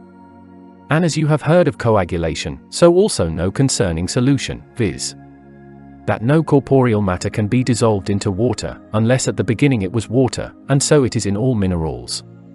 Tincture is the seventh and last degree, which concludes the whole work of our mystery for transmutation, making all imperfect things perfect, and transmuting them into a most excellent essence, and into a most perfect soundness, and alters them into another color. Tincture therefore is a most excellent matter, wherewith all mineral and humane bodies are tinged, and are changed into a better and more noble essence, and into the highest perfection and purity. For tincture colors all things according to its own nature and color. Now there are many tinctures, and not only for metalline, but humane bodies, because everything which penetrates another matter, or tingeth it with another color, or essence, so that it be no more like the former, may be called a tincture. Wherefore there are many and various sorts of tinctures, viz. of metals, minerals, men's bodies, waters, liquors, oils, salts, all fat things, and indeed of all things which may be brought to flux, out of the fire, or in the fire. For if a tincture must tinge, it is necessary that the body, or matter which is to be tinged, be opened, and continue in flux, and unless this should be so, the tincture could not operate. But it would be, as if any one should cast saffron, or any color upon coagulated water, or ice, for so it would not so suddenly tinge the ice with its color, as if it were cast into other water. And although it should tinge, yet it would at the same time resolve the ice into water. Wherefore those metals that we would tinge, must first be melted in the fire, and be freed from coagulation. And here we must know, that by how much the stronger fire is requisite for their melting, so much the sooner the tincture runs through them, as leaven penetrates, and infects the whole mass with sourness, and by how much better the mass is covered, and kept warm, so much the better is it fermented, and makes the better bread, for ferment is the tincture of dough, and bread. We must also note, that all feces are of a more fixed substance than the liquor of it is, also of a sharper, and more penetrating nature, as you see in the spirit of wine which is made of the feces of wine, and of aqua vitae, which is distilled out of the grounds of beer, and burns like spirit of wine, and is inflamed as sulphur. Also if of the feces of vinegar another vinegar be distilled, as commonly spirit of wine is distilled, there will be thereby made a vinegar of so fiery and sharp a nature, that it consumes all metals, stones, and other things, as aqua fortis. Moreover, it is necessary that tinctures be of a fixed, fluxal, and incombustible nature, so that if a little of a plate of any metal red hot be cast into them, they will presently flow like wax, without any manner of fume at all, and they penetrate the metals, as oil doth paper, or water a sponge, and tinge all metals into white, and red, that is, into silver or gold. Now these are the tinctures of metals, which it is necessary must be turned into an alcohol, by the first degree of calcination, then by the second degree of sublimation, must get an easy and light flux. And lastly, by the degree of putrefaction and distillation are made a fixed and incombustible tincture, and of an unchangeable color. Now the tinctures of men's bodies are, that they be tinged into the highest perfection of health, and all diseases be expelled from them, that their lost strength and color be restored and renewed, and they are these, viz. gold, pearls, antimony, sulphur, vitriol, and such like, whose preparation we have diversely taught in other books, wherefore it doth not seem to us necessary here to repeat them. We shall write no more of tinctures, seeing every extracted color may be called a tincture, which doth indeed tinge things with a permanent color, which do not go into the fire, or preserve colors fixed in the fire. All these are in the hand and power of the dyer and painter, who prepares them according to his pleasure. It is very necessary in this book to know the degrees of fire, which many ways may be graduated and intended, and every degree hath a peculiar operation, and one produceth the same effect as another, as every expert alchemist, by the daily experience and exercise of the art knows. For one is as living and flaming fire, which reverberates and calcines all bodies, another is the fire of a candle or lamp, which fixeth all volatile bodies, another is a fire of coals, which cements, colors, and purgeth metals from their dross, exalts gold and silver to a higher purity, whitens copper, and in brief renews all metals. Another fire is of an iron plate made red hot, in which the tinctures of metals are proved, which also is profitable for other things. The filings of iron heat after one fashion, sand after another, ashes after another, a balneum marie after another, in which manifold distillations, sublimations, and coagulations are done. Balneum rories after another, in which there are made many solutions of corporeal things. Horse dung after another, in which the chiefest putrefactions and digestions are made. And after another fashion works the invisible fire, by which we understand the rays of the sun, and that which is manifested by a glass, or crystal, and shows its operations and effects, of which fire the ancients wrote nothing at all, and by this fire the three principles of every corporeal thing may be separated. This fire is of such wonderful force, that by it metals may be melted, and all fat, and fluxible things, may upon the table without any fire be together with all combustible things, reduced into coals, and ashes. Therefore after I have proposed, and opened to you the degrees of the art of alchemy, and the degrees of the alchemist's fire, I will yet further show, and declare to you in general, various transmutations of natural things, of metals first, secondly of stones, and thirdly of divers things in general. The transmutation of metals therefore is a great secret in nature, and it can hardly be done by reason of many impediments, and repugnancies. Yet it is not against nature, nor God's ordination, as many falsely affirm. But that the 5 lesser, and impure metals, viz. Venus, Jupiter, Saturn, Mars, and Mercury may be transmuted into the greater, purest, and most perfect metals, viz. into sun and moon, it cannot be done without the tincture, or philosopher's stone. Now seeing we have before sufficiently opened the secrets of tinctures in the 7 degrees, and described them there, it is not necessary that we spend any further labor in this, but rather be satisfied with those things, which we have wrote in other books concerning the transmutations of metals.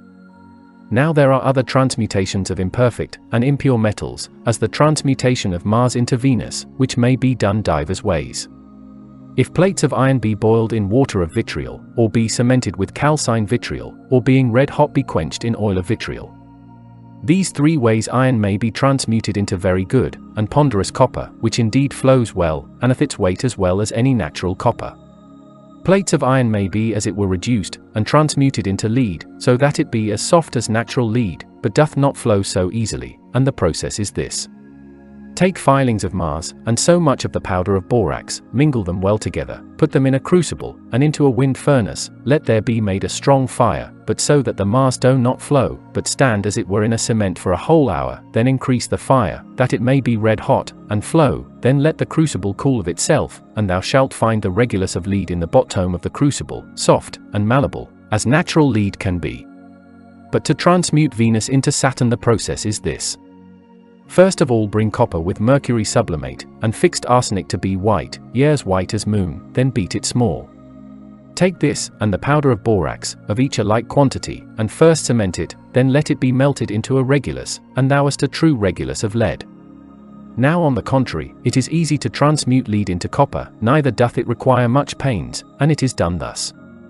Take plates of lead, strow them over with calcined vitriol, or crocus of Venus, cement them, and then melt them, and thou shalt see natural lead, transmuted into good, ponderous, and malleable copper.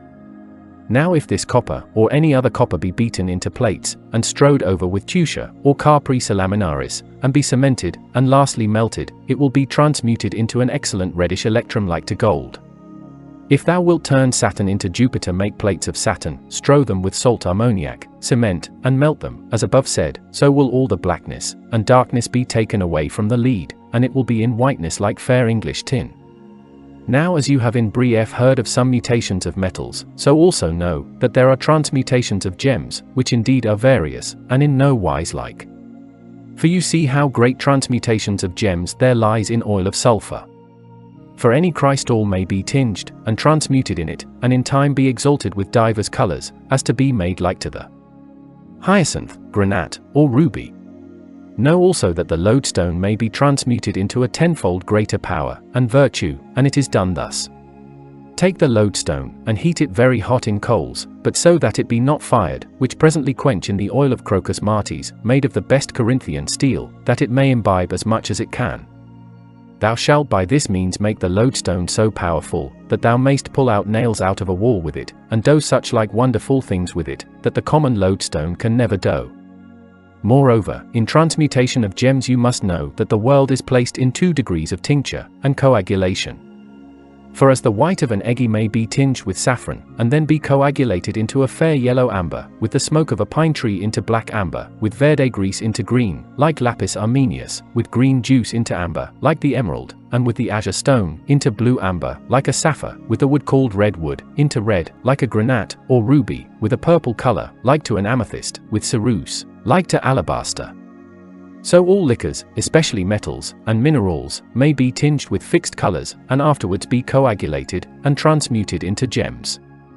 So also may pearls be made like true pearls in form, so that for splendor and beauty they can hardly be discerned from the true, and they are made thus. Cleanse the white of eggs through a sponge, as purely as may be, then mingle with it the fairest white talc, or mother of pearl, or mercury coagulated with tin, and brought into an alcohol, then grind them all together on a marble, so that they become a thick amalgama, which must be dried in the sun, or behind a furnace so long, until it be like cheese, or a liver. Then of this mass make pearls as big as thou wilt, which hang upon the bristles of a hog, and being thus bored through, dry them as amber, and then thou hast finished them.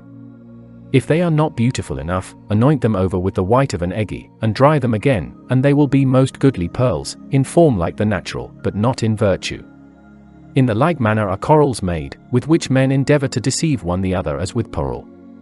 The process is this.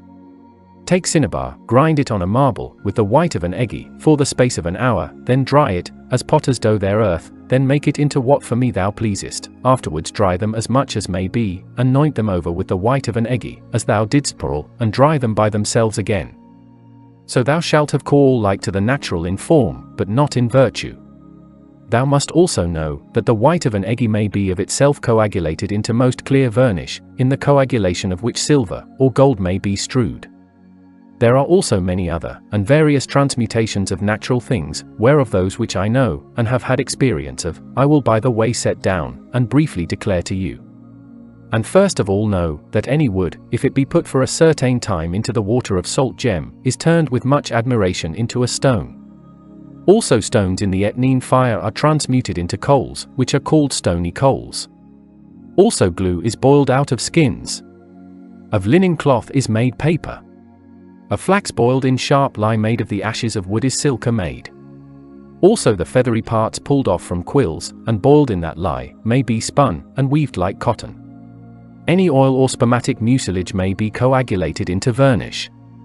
Any liquor into gummy, and see. All these are transmutations of natural things, of which science we have spoken enough, and there we shall here make an end. The 8th Book. Of the separation of natural things. In the creation of the world, the first separation began from the 4 elements, seeing the first matter of the world was one chaos. Of this chaos God made the greater world, being divided into 4 distinct elements, viz. Fire, air, water, and earth. Fire is the hot part, air the moist, water the cold, and earth the dry part of the greater world. But that you may in brief understand the reason of our purpose in this 8th book, you must know, that we do not purpose to treat here of the elements of all natural things, seeing we have sufficiently discoursed of those arcana in the archidoxis of the separation of natural things, whereby every one of them is apart, and distinctly separated, and divided materially, and substantially, viz. Seeing that 2, 3, or 4, or more things are mixed into one body, and yet there is seen but one matter. Where it often falls out, that the corporeal matter of that thing cannot be known by any, or signified by any express name, until there be a separation made. Then sometimes 2, 3, 4, 5 or more things come forth out of one matter, as is manifest by daily experience, in the art of alchemy. As for example, you have an electrum, which of itself is no metal, but yet it hides all metals in one metal. That if it be anatomized by the industry of alchemy, and separated, all the 7 metals, viz. gold, silver, copper, tin, lead, iron, and quicksilver come out of it, and that pure, and perfect. But that you may understand what separation is, note, that it is nothing else than the severing of one thing from another, whether of 2, 3, 4, or more things mixed together, I say a separation of the 3 principles, as of mercury, sulfur, and salt, and the extraction of pure out of the impure, or the pure, excellent spirit, and quintessence, from a gross, and elementary body, and the preparation of 2, 3, 4, or more out of one, or the dissolution, and setting at liberty.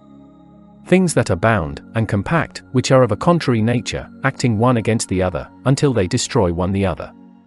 Now there are many kinds of separation, many of which are unknown to us. Those which we have experienced out of elementary, dissoluble natural things, shall in this place, according to their kinds, be described.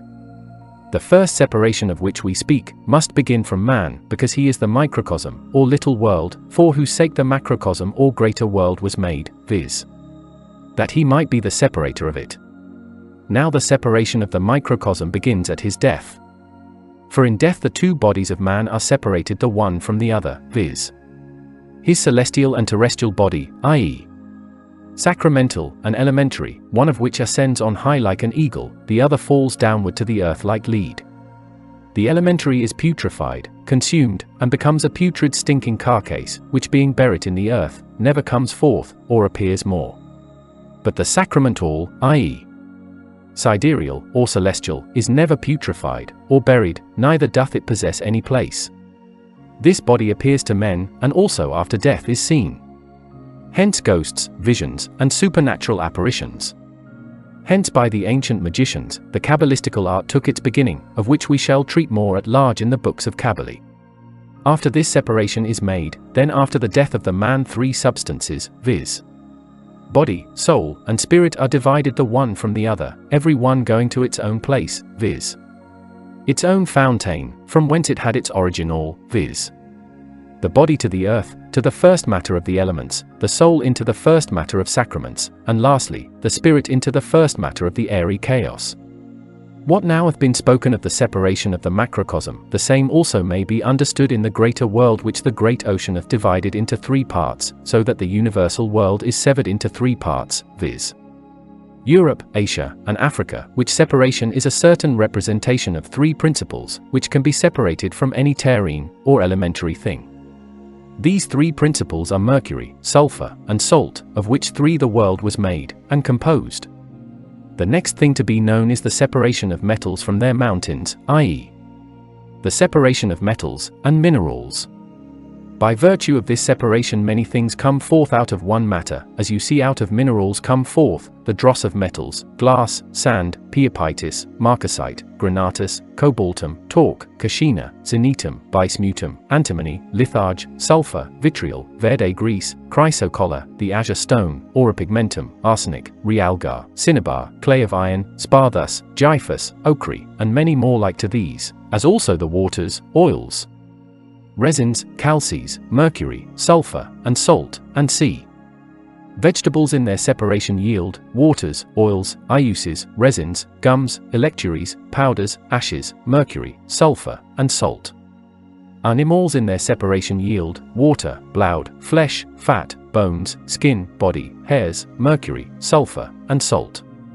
He therefore that boasts himself to be able to separate all natural things after this manner, must of necessity have long experience, and perfect knowledge of all natural things. Moreover, he must be a skillful, and well-practiced alchemist, that he may know what is combustible, and what not, what is fixed, and what not, what will flow, and what not, and what things are more ponderous one than another. Also he must be experienced in the natural color, smell, acidity, harshness, sourness, bitterness, sweetness, the degree, complexion, and quality of everything. Also he must know the degrees of separation, as of distillation, resolution, putrefaction, extraction, calcination, reverberation, sublimation, reduction, coagulation, powdering, and washing. By distillation is separated water, oil from all corporeal things. By resolution are separated metals from minerals, and one metal from another, and salt from the other principles, and fat, and that which is light, from that which is heavy. By putrefaction is separated fat from lean, pure from impure, putrid from not putrid. By extraction is separated pure from impure, and spirit, and quintessence from body, and thin from thick. By calcination is separated watery moisture, fat, natural heat, odor, and whatsoever else is combustible. By reverberation is separated color, odor, what is combustible, all humidity, aquosity, fat, and whatsoever is inconstant, or fluxal, in anything, and sea. By sublimation is separated the fixed from the volatile, spiritual from the corporeal, pure from impure, sulfur from salt, mercury from salt, and sea. By reduction is separated what is fluxal from what is solid, a metal from its mineral, and one metal from another, a metal from its dross, fat from what is not fat. By coagulation is separated waterishness from humidity, water from earth. By powdering are separated powder, and sand, ashes, and calx, mineral, vegetable, and animal one from the other, and all powders, which airy of an unequal weight are separated, and by winnowing, as chaff from corn. By washing are separated ashes, and sand, a mineral from its metal, that which is heavy from what is light, a vegetable, an animal from what is mineral, sulfur from mercury, and salt, salt from mercury.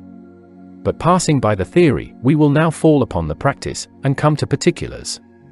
You must therefore note, that the separation of metals is the first by right, and we shall therefore treat of it after this method, and manner. Of the separation of metals from their mines. The separation of metals from their mines is done divers ways, viz.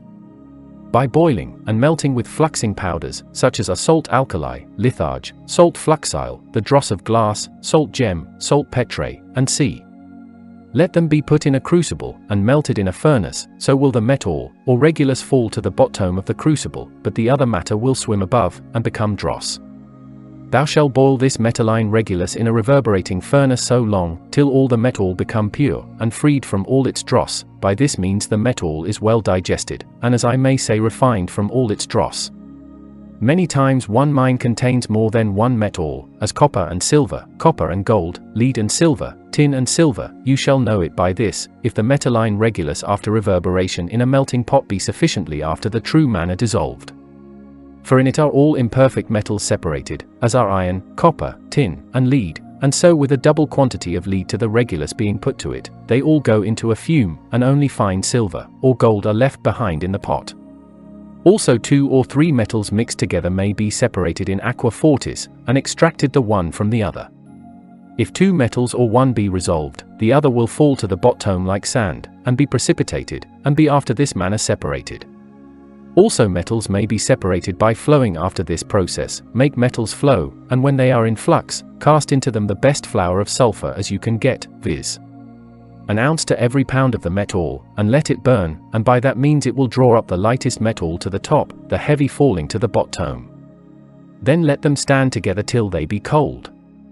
And so in one regulus 2 metals are found, not as before mutually mixed, but one separated from the other by the sulfur, as by a partition, as oil divides 2 waters, that they cannot be joined together or mixed. Sulfur therefore is a singular arcanum worthy of great commendations.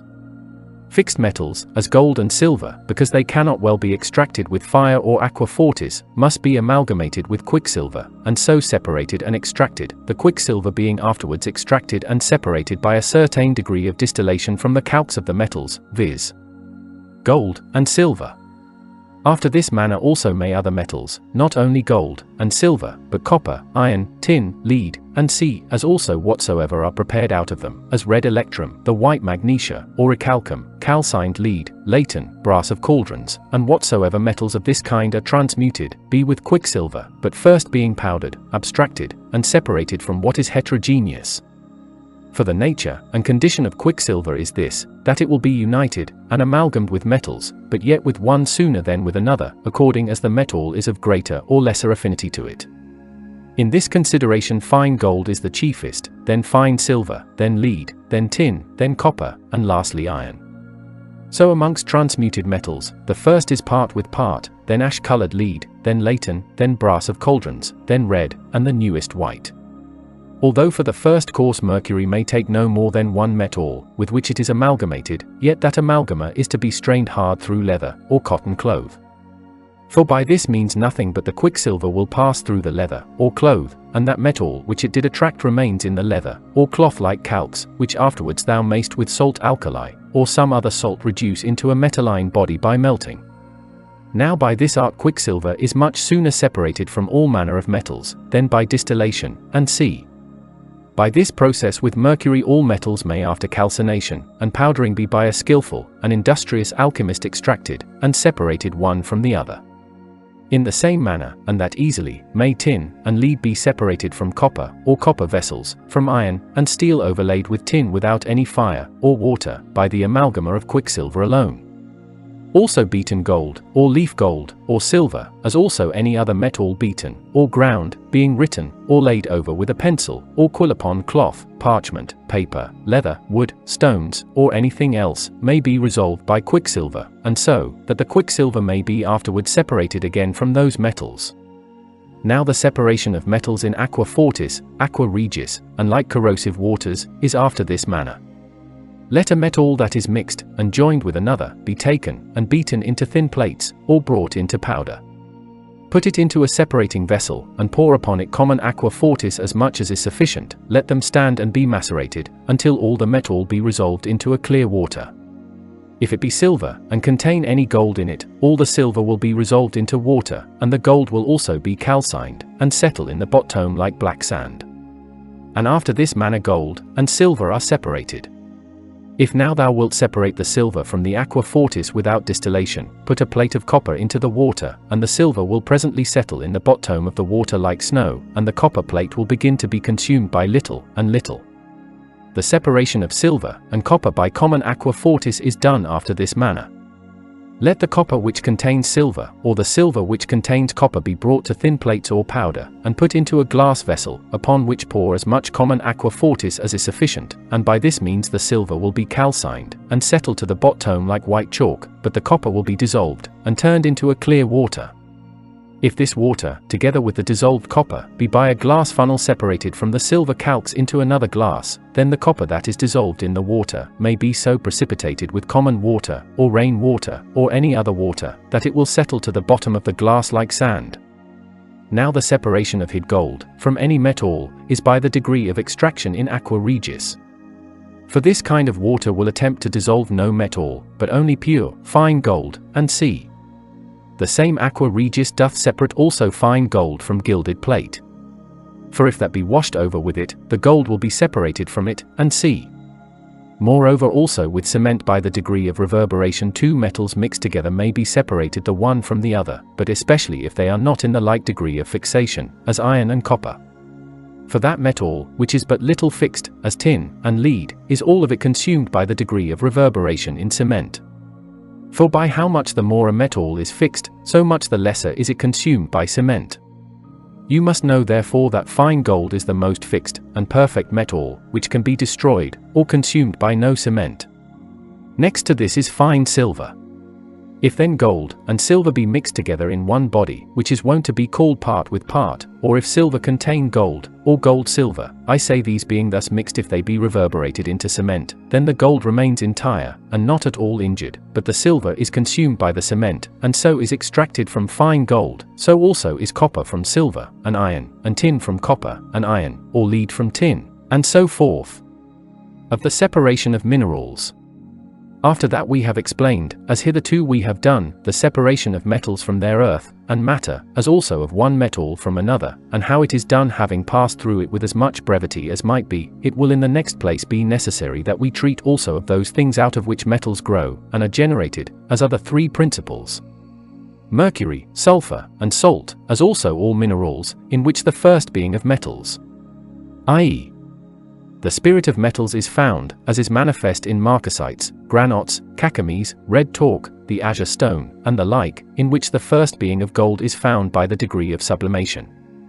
So in white marcasite, white talc, auripigmentum, arsenic, litharge, and C, the first being of silver is found, in cobaltus, zenitus, and C, the first being of iron, in zenitus, vitriol, verde grease, and C, the first being of copper, in zenitus, bismutus, and C, the first being of tin, in antimony, minium, and C, the first being of lead, in cinnabar, the first being of quicksilver is found. Concerning this first beginning you must know, that it is a volatile spirit, as yet consisting in volatility, as an infant lies in the womb of its mother, which sometimes is made like to liquor, sometimes to alcohol. Whosoever therefore desires to busy himself about the getting of the first being of any such body, or to separate it, must of necessity have much experience, and knowledge in the art of alchemy. For if he shall not diligently and skillfully work in alchemy, he shall attempt many things in vain, and accomplish nothing. But after what manner the first being is to be separated out of any mineral, is sufficiently explained in the book called Archidoxis, and need not here tediously be repeated. But as concerning the separation of minerals, you must note that many of them are to be separated by the degree of sublimation as fixed from those which are not fixed, spiritual and volatile bodies from fixed bodies, and so accordingly of all the members, as is declared concerning metals. For of all minerals there is one, and the like process through all degrees, as the art of alchemy teacheth, and c. Of the separation of vegetables. The separation of those things which grow out of the earth, and are combustible, as fruits, herbs, flowers, leaves, grass, roots, woods, and sea, is made many ways. For first by distillation the phlegm is separated from them, then the mercury, then the oil, then the refine, then the sulfur, and lastly the salt. All these separations being made according to the spagirical art, many notable and excellent medicines come from thence, which are to be used as well within as without the body. But now seeing idleness is so much in request amongst physicians, and all labor and study is turned only to insolency, truly I do not wonder that all such preparations are everywhere neglected, and coals sold at so low a price, that if smiths could be so easily without coals in forging and working their metals, as physicians are in preparing their medicines, certainly colliers would long since have been brought to extreme want. In the meantime I will give to spagirical physicians their due praise. For they are not given to idleness and sloth, nor go in a proud habit, or plush and velvet garments, often showing their rings upon their fingers, or wearing swords with silver hilts by their sides, or fine and gay gloves upon their hands, but diligently follow their labors, sweating whole nights and days by their furnaces. These do not spend their time abroad for recreation, but take delight in their laboratory. They wear leather garments with a pouch, an apron wherewith they wipe their hands. They put their fingers amongst coals, into clay, and dung, not into gold rings. They are sooty, and black, like smiths, or colliers, and do not pride themselves with clean, and beautiful faces. They are not talkative when they come to the sick, neither do they extol their medicines, seeing they well know that the artificer must not commend his work, but the work the artificer, and that the sick cannot be cured with fine words. Therefore laying aside all these kinds of vanities, they delight to be busied about the fire, and to learn the degrees of the science of alchemy. Of this order are distillation, resolution, putrefaction, extraction, calcination, reverberation, sublimation, fixation, separation, reduction, coagulation, tincture, and c. But how these separations may be done by the help of distinct degrees according to the art of alchemy, hath been in general spoken of already. Wherefore it is needless here to make repetition. But to proceed to particulars, and briefly to explain the practice, you must know that water, spirit, liquor, oil, and sea cannot be separated after one and the same process, out of flowers, herbs, seeds, leaves, roots, trees, fruits, woods, by the degree of distillation. For herbs require one process, flowers another, seeds another, leaves another, roots another, trees another, the stalks another, the fruit another, woods another. And in this degree of distillation, there are also 4 distinct degrees of fire to be considered. The first degree of fire in distillation is balnea Marie, this distillation is made in water. Another degree of fire is distillation made in ashes. The third in sand. The fourth in a naked fire, as also distillation may be made by aqua fortis, and other sharp waters. To the first degree of fire belong herbs, flowers, seeds, and such like. To the second, leaves, fruits, and sea. To the third, roots, and boughs of trees, and sea. To the fourth, wood, and such like. Note, that every one of these must be beaten small, and bruised before they be put into the still. And thus much be spoken concerning the distillation of waters out of the vegetable substances. As concerning the separation and distillation of oils, the process is the same as that of water, only some of them are to be distilled per descensum, and cannot ascend as waters. The process of these in this case is to be changed. But liquors are not separated in distillation as waters, or oils, but are expressed from their corporeal substances with a press. And here we must know, that there are some oils that are pressed out, and separated after the same manner, by a press as liquors are, and that for this reason, because they should not contract an ill odor from the fire, as otherwise they would do. Of this order is the oil of almonds, nuts, hard eggies, and the like. Also we must note, that all oils, if they be prepared, and coagulated according to the spagirical art, yield a kind of varnish, gummy, amber, or resine, which may be also called sulfur, and that which remains in the bottom of the still may be calcined, and brought to ashes, and from it may be with warm water alone, the alkali extracted, and separated from it. The ashes which is left behind is called the dead earth, out of which never any else can be extracted. Of the separation of animals. It is necessary that anatomy go before the separation of animals, that the blood may be apart, the flesh apart, the bones apart, the skin apart, the bowels apart, the tendons apart, and after this must every one of these be separated by itself by the help of the spagyrical art. Therefore the separations in this place are chiefly four. The first draws forth a watery and phlegmatic humidity from the blood. For from the blood being after this manner, according to the process showed in the Book of Conservations, prepared, there comes forth a most excellent mummy, and so excellent a specificum, that any fresh wound may be cured, and consolidated in the space of 24 hours, only with one binding up. The second is the separation of fat from flesh, for that being separated from man's flesh is a most excellent balsam, allaying the pains of the gout, and cramp, and such like pains, if any part affected be anointed with it warm. It helps also the tendons of the hands, or feet, being drawn together, if they be daily anointed with it. It cures also the scab, and all kinds of leprosy. Therefore it is the chiefest chirurgical specificum, and in all cases, as in wounds and the like, most profitable, and The third is the separation of watery and phlegmatic moisture, together with the fat extracted out of bones.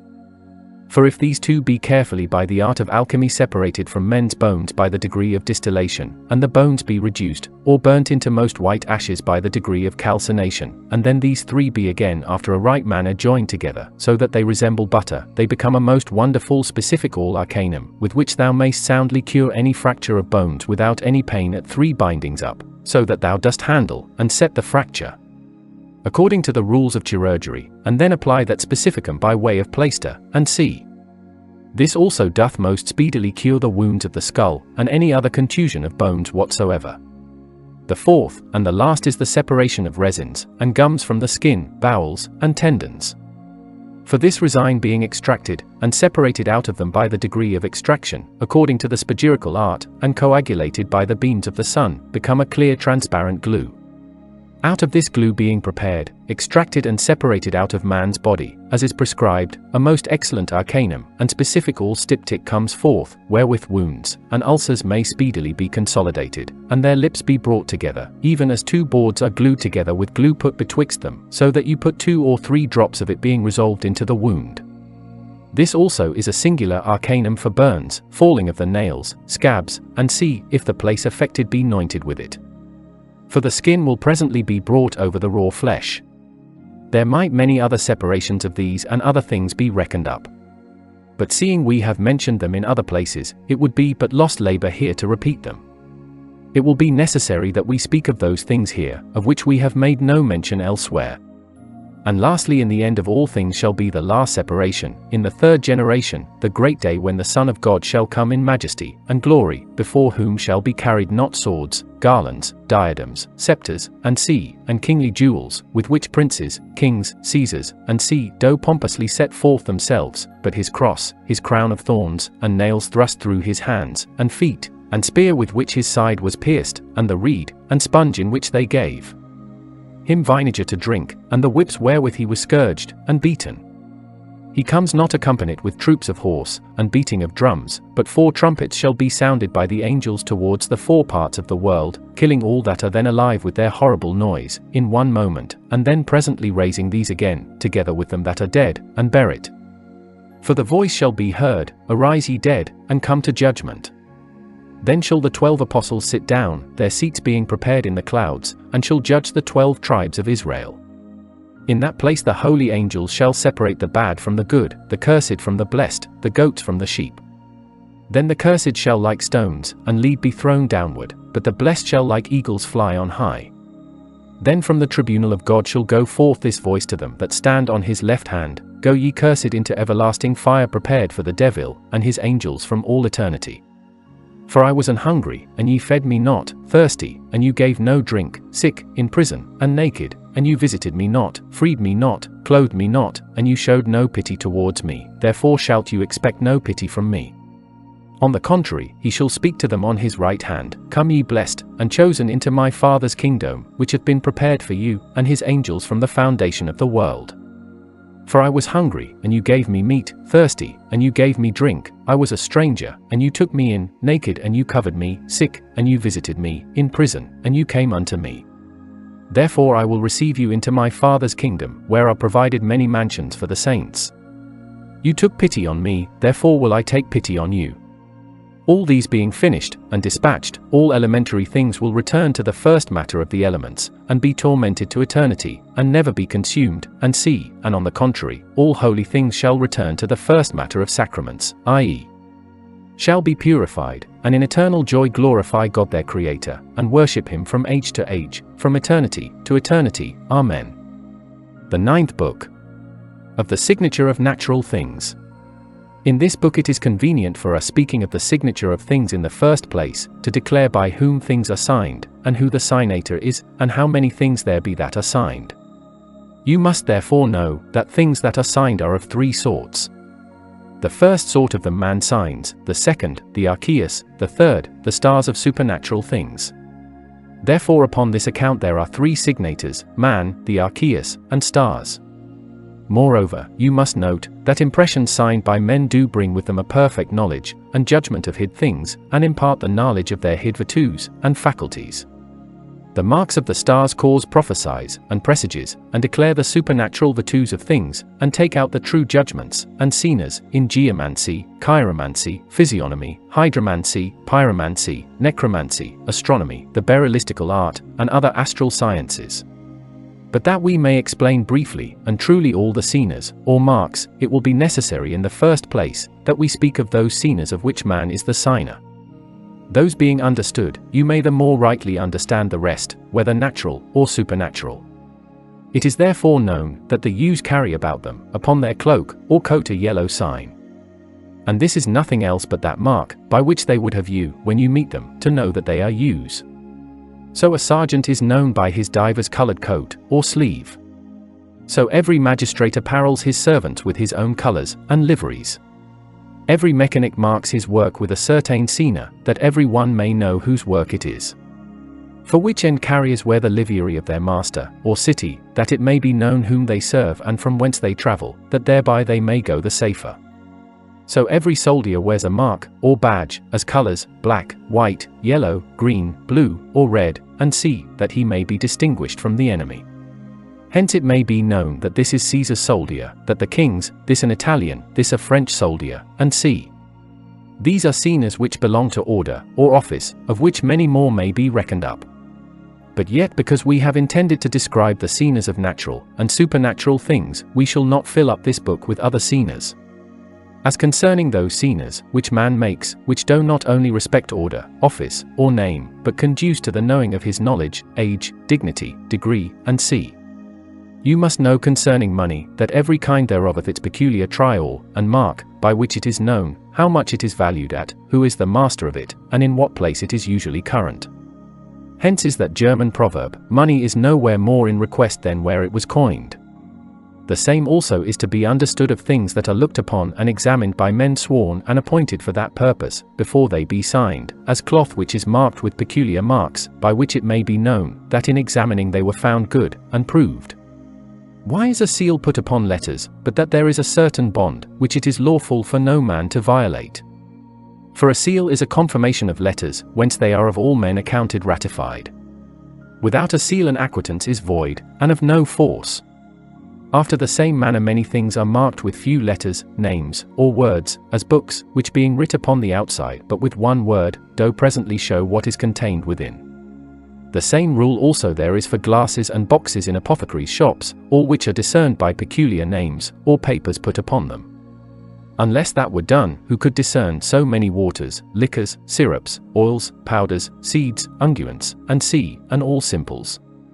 After the same manner doth the alchemist in his elaboratory mark with names, and papers all waters, liquors, spirits, oils, phlegms, crocus, alkali, and all species, that thereby he may when there is occasion make use of any of them, and know them, without the help of which his memory could never bear them. So also may all houses and buildings be marked with numbers or figures, that the age of every one of them by the first sight of the number may presently be known. These and other things that are marked I was willing to show to you, that these being comprehended, I might be the better understood by you in the rest, and so the signification of everything might be the more plain and clear. Of the monstrous senas of men. Many men are brought forth deformed with monstrous marks, or senas, so one abounds with one finger, or toe, another wants one. The fingers of some grow altogether in the mother's womb. Another hath a wry foot, arm, or neck, and see, and brings it with him out of the womb. Another hath a bunch in his back, so also are hermaphrodites born, i.e. they which are both male and female, and have the members both of man and woman, or else want both. I have observed many of these monstrous signs, as well in males as in females, all which are to be accounted for monstrous senas of secret evil ascendants. Whence that proverb is made good, the more crooked, the more wicked, lame members, lame deeds. For they are senas of vices, sail domes signifying any good. As the executioner marks his sons with infamous marks, so the evil ascendants impress upon their young, supernatural mischievous marks, that they may be the better taken heed of, which show some marks in their forehead, cheeks, ears, fingers, hands, eyes, tongues, and see, being short, or cutted. Every one of these infamous senas denotes a peculiar vice. So a mark burnt upon the face of a woman, or the cutting off her ears, for the most part signifies theft, the cutting off the fingers, cheating dicers, the cutting off the hand, breakers of the peace, the cutting off two of the fingers perjured, the pulling out of the eye, cunning, and subtle villains, the cutting out of the tongue, blasphemers, slanderers, and see. So also you may know them that deny the Christian religion by a cross burnt in the soles of their feet, because viz. they have denied their Redeemer.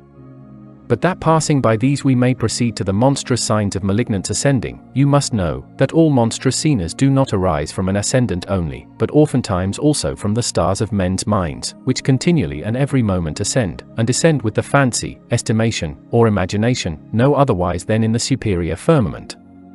Hence either from fear, or terror of breeding. Women, many monsters, or children marked with monstrous senas in the womb, are born. The primary cause of these is fear, terror, appetite from which is raised the imagination. If a woman with child begin to imagine, then her heaven by its motion is carried round, no otherwise than the superior firmament every moment, with ascendants, or risings, or settings. For according to the example of the greater firmament, the stars of the microcosm also are moved by imagination, until there be an assault, whereby the stars of the imagination convey an influence, an impression upon the woman that is breeding, just as if anyone should impress a seal, or stamp money. Whence these senas and genial marks are called impressions of inferior stars, of which many philosophers have wrote many things, and men have endeavored much to give a full and rational account of, which could never yet be done. Yet they do adhere, and are impressed on the infants, as the stars of the mother, whether frequent or violent, do rest upon the infants, or the mother's longing is not satisfied, for if the mother long for this, or that meat, and cannot have it, the stars are suffocated as it were in themselves, and die, and that longing doth follow the infant all its lifetime, that it can never be well satisfied. The like reason is there of other things, of which we shall not here discourse any further. Of the astral senas of physiognomy in man.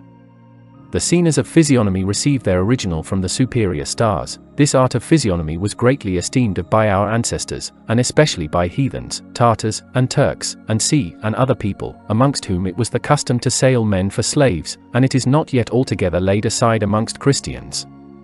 Yet together with it many errors crept in, not yet taken notice of by any, whilst every blockish ignorant fellow would take upon him without any manner of judgment to judge of any one.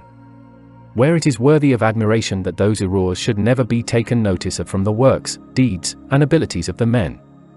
Now if any one shall in this place argue against us, saying, that the senas of physiognomy are from the stars, and that the stars have no power to compel any one or stir him up, he indeed doth not speak amiss, but yet there is some difference in it which must be taken notice of, because the stars compel some, and others they do not compel. For here we must know, who can rule or constrain the stars, and who can be governed by them. Therefore for this you must note, that a wise man can rule the stars, and not be subject to them. The stars are subject to a wise man, and are forced to obey him, and not he the stars. But the stars compel an animal man, that whither they lead him he must follow, just as a thief doth the gallows, and a highway robber the wheel, the fisher the fishes, the fowler the birds, the hunter the wild beasts. And what here is the cause of this, but that such a kind of man doth neither know himself, nor his own strength, never considers, or thinks that he is the lesser world, and that he hath the universal firmament with the powers thereof hid in him. Wherefore he is called an animal, an ignorant man, and a slave to any base service, and all earthly matters, yet whereas he received that privilege from God in paradise, that he should rule, and reign over all other creatures of the universe, and should not be obedient to them, therefore God created him last of all the rest being made before him. This privilege man afterwards lost by his fall, but yet the wisdom of man was not made servile, nor did he let that liberty go out of his hands. Whence it is requisite that the stars should follow him, and obey him, and not he the stars. And although he indeed be the son of Saturn, and Saturn his ascendant, yet he can remove himself from him, and so overcome him, that he can be the offspring of the sun, and bring himself under any other planet, and make himself its son. And it is the same case here as with a digger, who for a time hath spent his pains with the master of the mines, and with the hazard of his life hath performed his service faithfully, at length reasons, and discourseth with himself thus: What will become of thee at last, if thou spendest all thy life under the earth, and by thy continual labours dost also bring thy body and life into danger?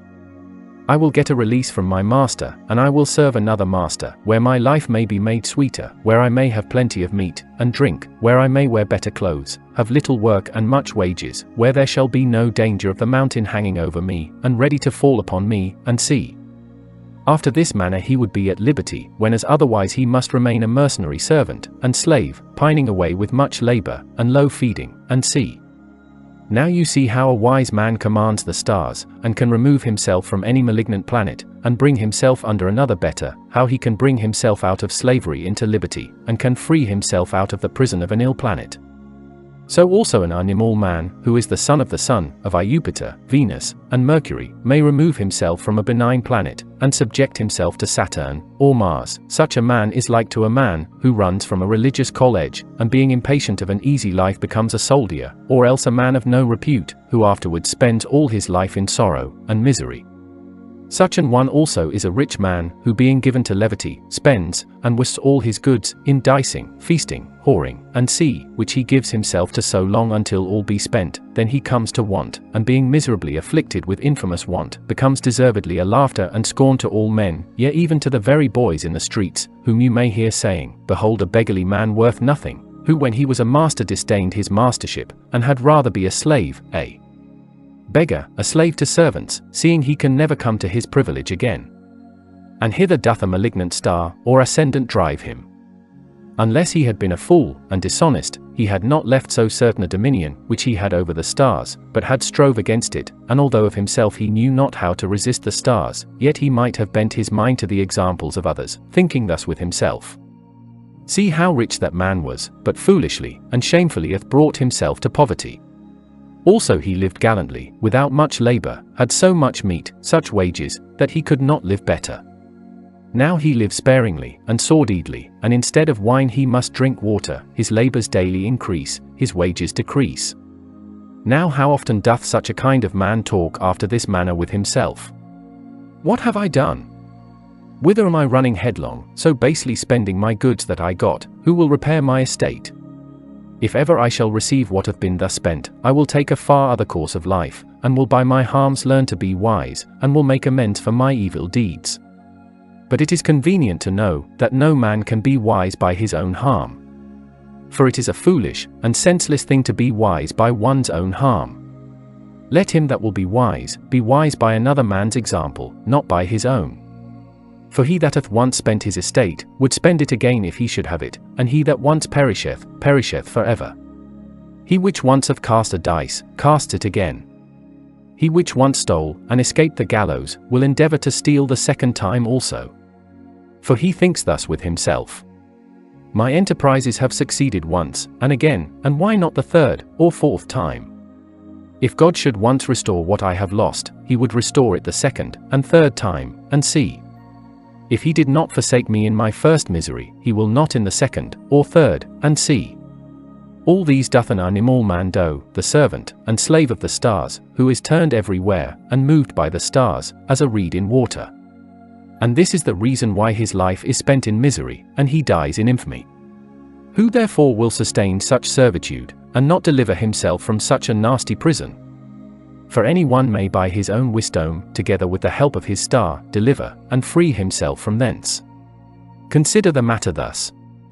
A fowler by his prudence, and help of his star, overcoming another star, needs not go after birds, for they will come after him flying to unusual places, contrary to their nature. So a fisherman can by making use of the wisdom which God hath given him make fishes swim to him of their own accord, so that he may take them up with his hands.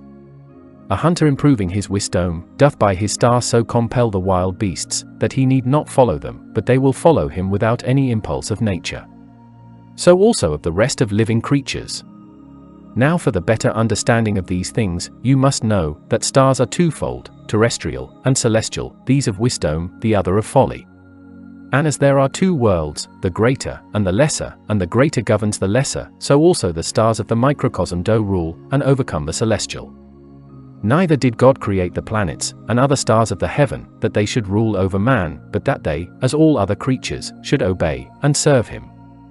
And although the superior stars do incline men, and seena them as also all other terrestrial bodies, with natural seeners, according to the manner of their generation, yet that is no power, or sovereignty, but only a predestinated command, an office, whereby nothing may remain hid, or concealed, but the inward force, and power may be brought forth by exterior seeners. But to return to our purpose of the physiognomical seeners of men, you must know, that they are twofold, in external shape indeed alike, but in power, and effect unlike. Some are from supernatural stars of the heaven, the other, from the inferior stars, viz. of the microcosm. Whatsoever the superior star seeners according to generation, even to the middle age, that thing signed is predestinated, not wanting peculiar powers. For it doth testify of the nature, and condition of man. Whatsoever therefore the inferior star of the microcosm doth sign in generation, of its origin all from the father, and mother, viz. As oft as the mother by her imagination, or appetite, fear, or terror by contact affected her infant in her womb with supernatural seeners, which are called the mother's marks, or the womb marks, of which since we have spoke already, we shall now save the labor of iteration, seeing our purpose is only to treat of physiognomical seeners, where we shall speak only of the predestinated seeners of the stars, under which we understand those seeners of men, which neither their father, or mother had any likeness of in their body. Of this sort are black, grey, little, or great eyes, long, crooked, sharp, nose, pits in their cheeks, the cheekbone being raised up, a flat, or broad nose, small, or great ears, long neck, long face, wide, or little mouth, thick or small, many or few, black, yellow, and red hairs, and c. If one, or more of these seeners appear in man, you must know, that they do not want their signification. But it is necessary that you consider them according to the physiognomical art, and that you have certain knowledge of the art of signatures, whereby you may know through the external seeners the internal man. But to proceed to the practice of what we intended, and to reckon up some of the seeners of men, and their signification in part. You must know, that black eyes besides a healthful constitution, also many times signify a constant mind, not wavering, or fearful, but lusty, hearty, true and loving virtue. Grey eyes are a seener of a deceitful, and changeable man. Weak eyes signify good judgment, witty, and profound deliberation. Purblind eyes, and such as turn upward, and downward, and to both sides, signify a false man, and crafty, that cannot easily be deceived, treacherous, hating labor, slothful, getting his living slothfully, by dice, usury, whoring, robbery, and c. Small and deep eyes do for the most part signify weak, and feeble eyes, and blindness ensuing in old age, as also strong men, warlike, bold, deceitful, nimble, factious, patiently undergoing their condition, yet the end of whose life is for the most part tragical, and c. Great eyes, a covetous, ravenous man, especially if they hang out of the head. Eyes that are always winking, declare a weak sight, and a man to be fearful, and solicitous. Rolling eyes show an amorous affection, and a prudent man, and a man of quick intention. Eyes continually dejected show a bashful, modest man, and c. Eyes that are red, signify a bold, and strong man, and c. Clear eyes, and not easily movable, show an heroic, magnanimous, strong, cheerful, and a man formidable to his enemies, and c. Great ears show a good hearing, a good memory, attention, diligence, a sound brain, and head, and c. Low ears are an ill omen. For the most part they signify a man to be malicious, fraudulent, unjust, and a bad hearing, a bad memory, a bold man, and easily exposing himself to dangers. A long nose, and crooked downwards is a good sign, it signifies a man to be valiant, prudent, close, rigorous, and yet just, and c. A flat nose signifies a man to be malicious, lustful, given to lying, inconstant, and c. A sharp nose, a man to be a turncoat, a mocker, and c. A long nose, a man to be slow in all his actions, and to be of a very quick smell. The cheeks with pits in them signify a man to be talkative, a scorner, contentious, and c. A long chin, with a long face, signify a man to be given to anger, and slow to labor, and c. A divided chin signifies a man to be faithful, officious, subtle, and various in his words, speaking one thing, and meaning another, angry, yet sorry for his anger, ingenious, and given to inventions. A great and large mouth signifies a man to be a great devourer, silly, foolish, imprudent, daring, and c.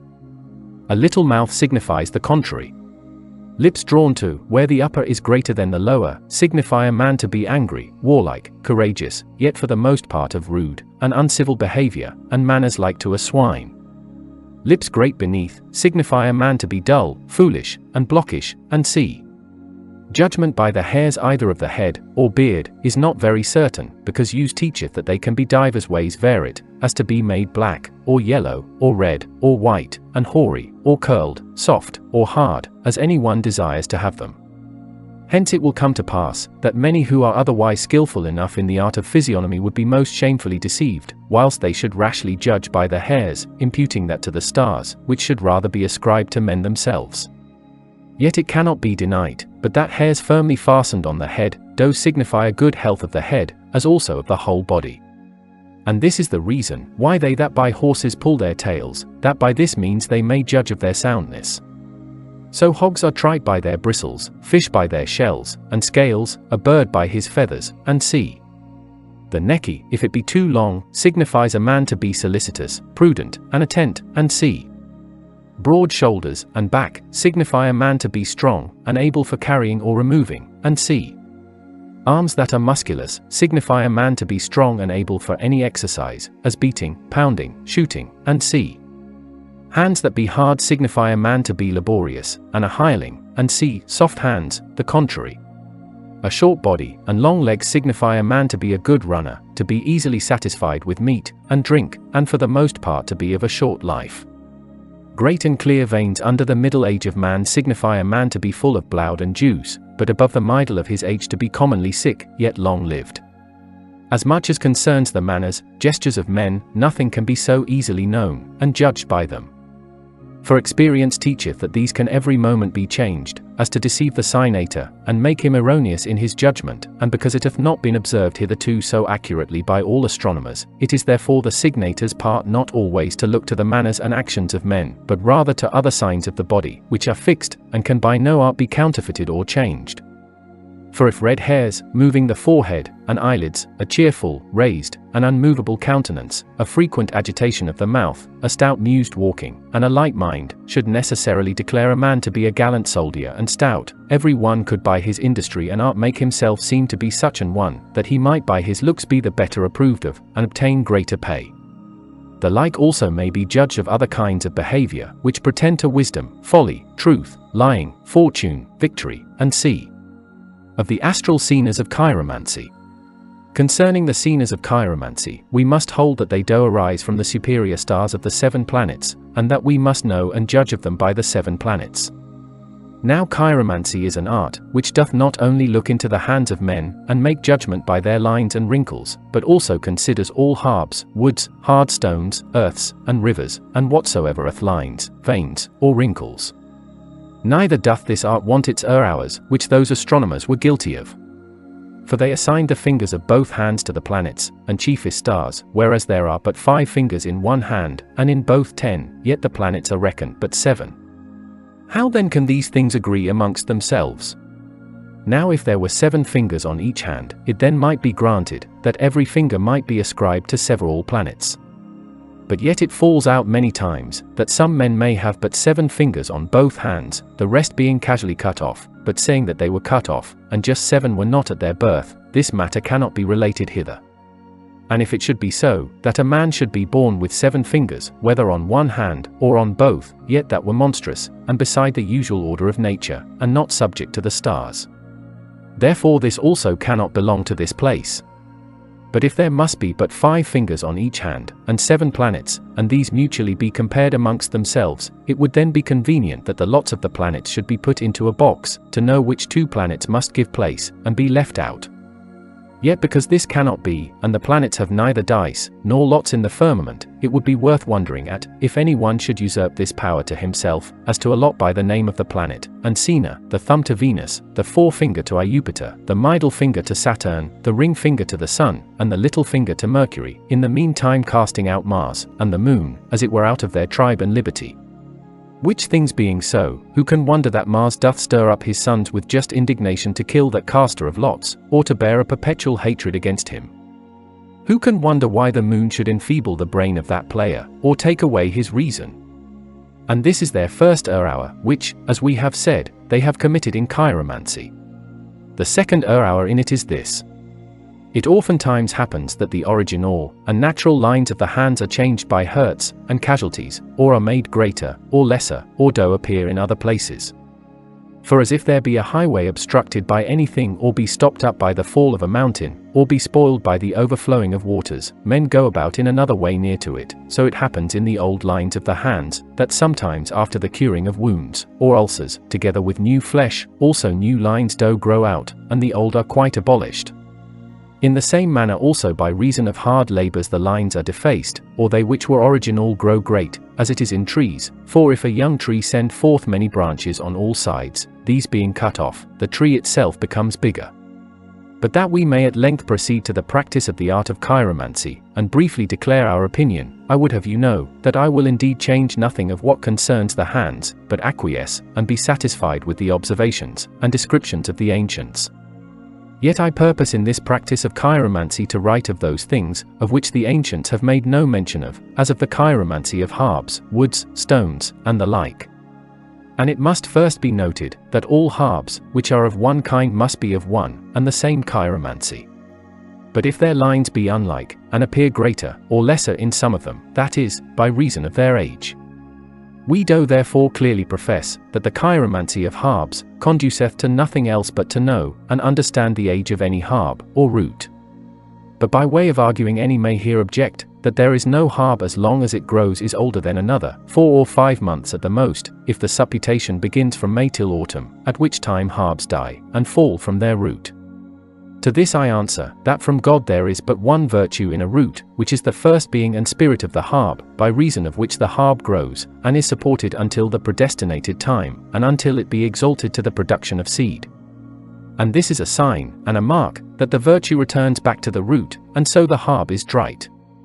As long as that spirit which is the chiefest virtue of the herb remains in the root, the herb every year is renewed, unless it be, that spirit together with the herb be taken away, and decays. Then the herb is not renewed. For the root is dead, and hath no more life remaining in it. But after what manner that spirit together with the herb is taken from the root, or with the root from the earth, that the virtue thereof cannot go back into the root, or from the root into the earth, is not to be considered in this place. For that is a sublime mystery of nature, and not to be openly discovered by reason of ignorant physicians, who do not only scoff at but contemn such secrets. Therefore what here we have omitted, we shall set down in our herbal. Moreover, by how much the younger herbs are, so much the more do they excel in power and virtue. As by age a man is weak-kned, and fails in strength, so also do herbs. But to know what the chiromancy, and age of herbs, and such like things, is, daily experience is required, seeing the number of their years is not written upon them, but it must be divined, as I have said, by chiromancy only. Now chiromancy doth not consider numbers, letters, or characters, but lines, veins, and wrinkles only, and see, according to the age of anything.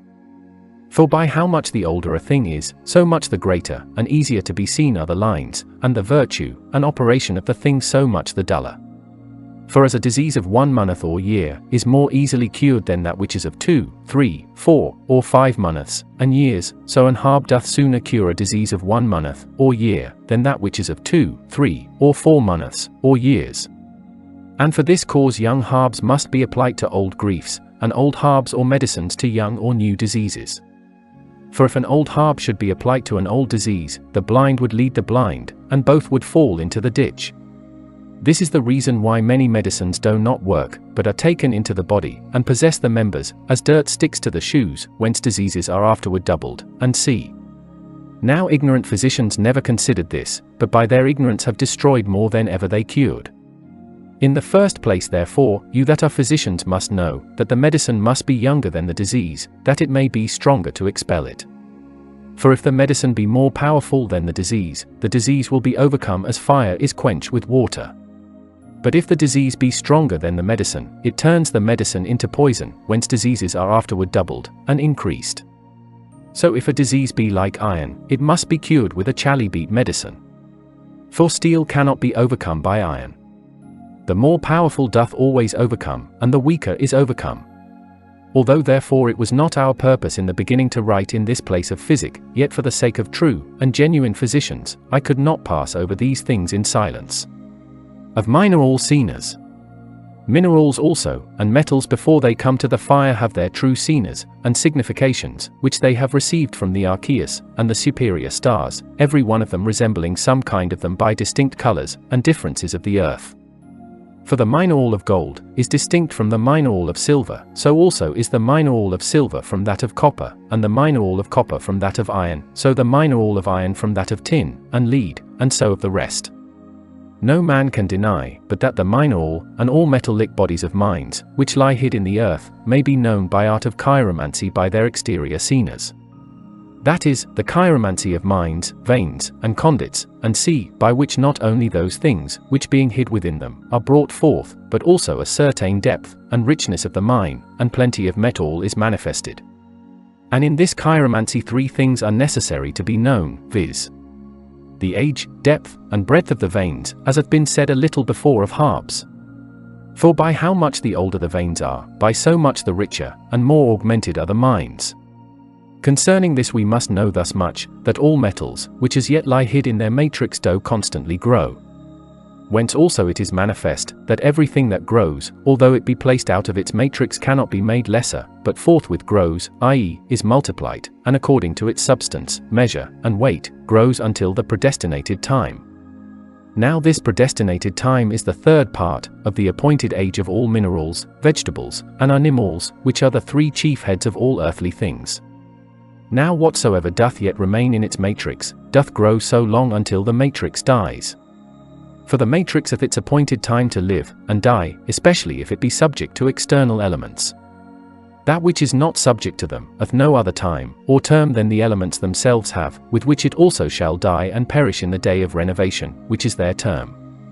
Hence it follows, that all things which are within the earth are not subjected to the external elements, neither are they sensible of cold, or moisture, or dryness, or wind, or air, by which they may be destroyed. Such kind of bodies therefore cannot be putrefied, or contract any filthiness, or stink, or die, as long as they continue within the earth, in their chaos. So much be spoken of metals, and as of them, so also it may be said of many men, who in the caves of mountains live some hundreds of years, as if they were giants, or pygmies, of which we have wrote a particular book. But to descend to the practice of the chiromancy of mines, which we shall give you to understand in few words, you must know that the veins by how much the deeper, and broader they are, so much the older. For where the course of the veins is a great way extended, and at length decay, and are not hidden, it is a bad sina. For as the courses of the veins do decay, so also do the mines themselves decay, which they signify by their depth. Although sometimes there are good mines found, yet by how much the deeper they go, they do more, and more decay, so that it is not worth while to work in them. But when the veins are enlarged with other additions, or oftentimes cut off, it is a good sina, showing that the mines are good not only in the top, but that the same also are increased, and multiplied in depth, and length for the most part, the mines being made more rich, afford pure gold, and so a most large treasure. It is without ground, that many miners commend those veins only which go directly downward, and incline from the east to the west.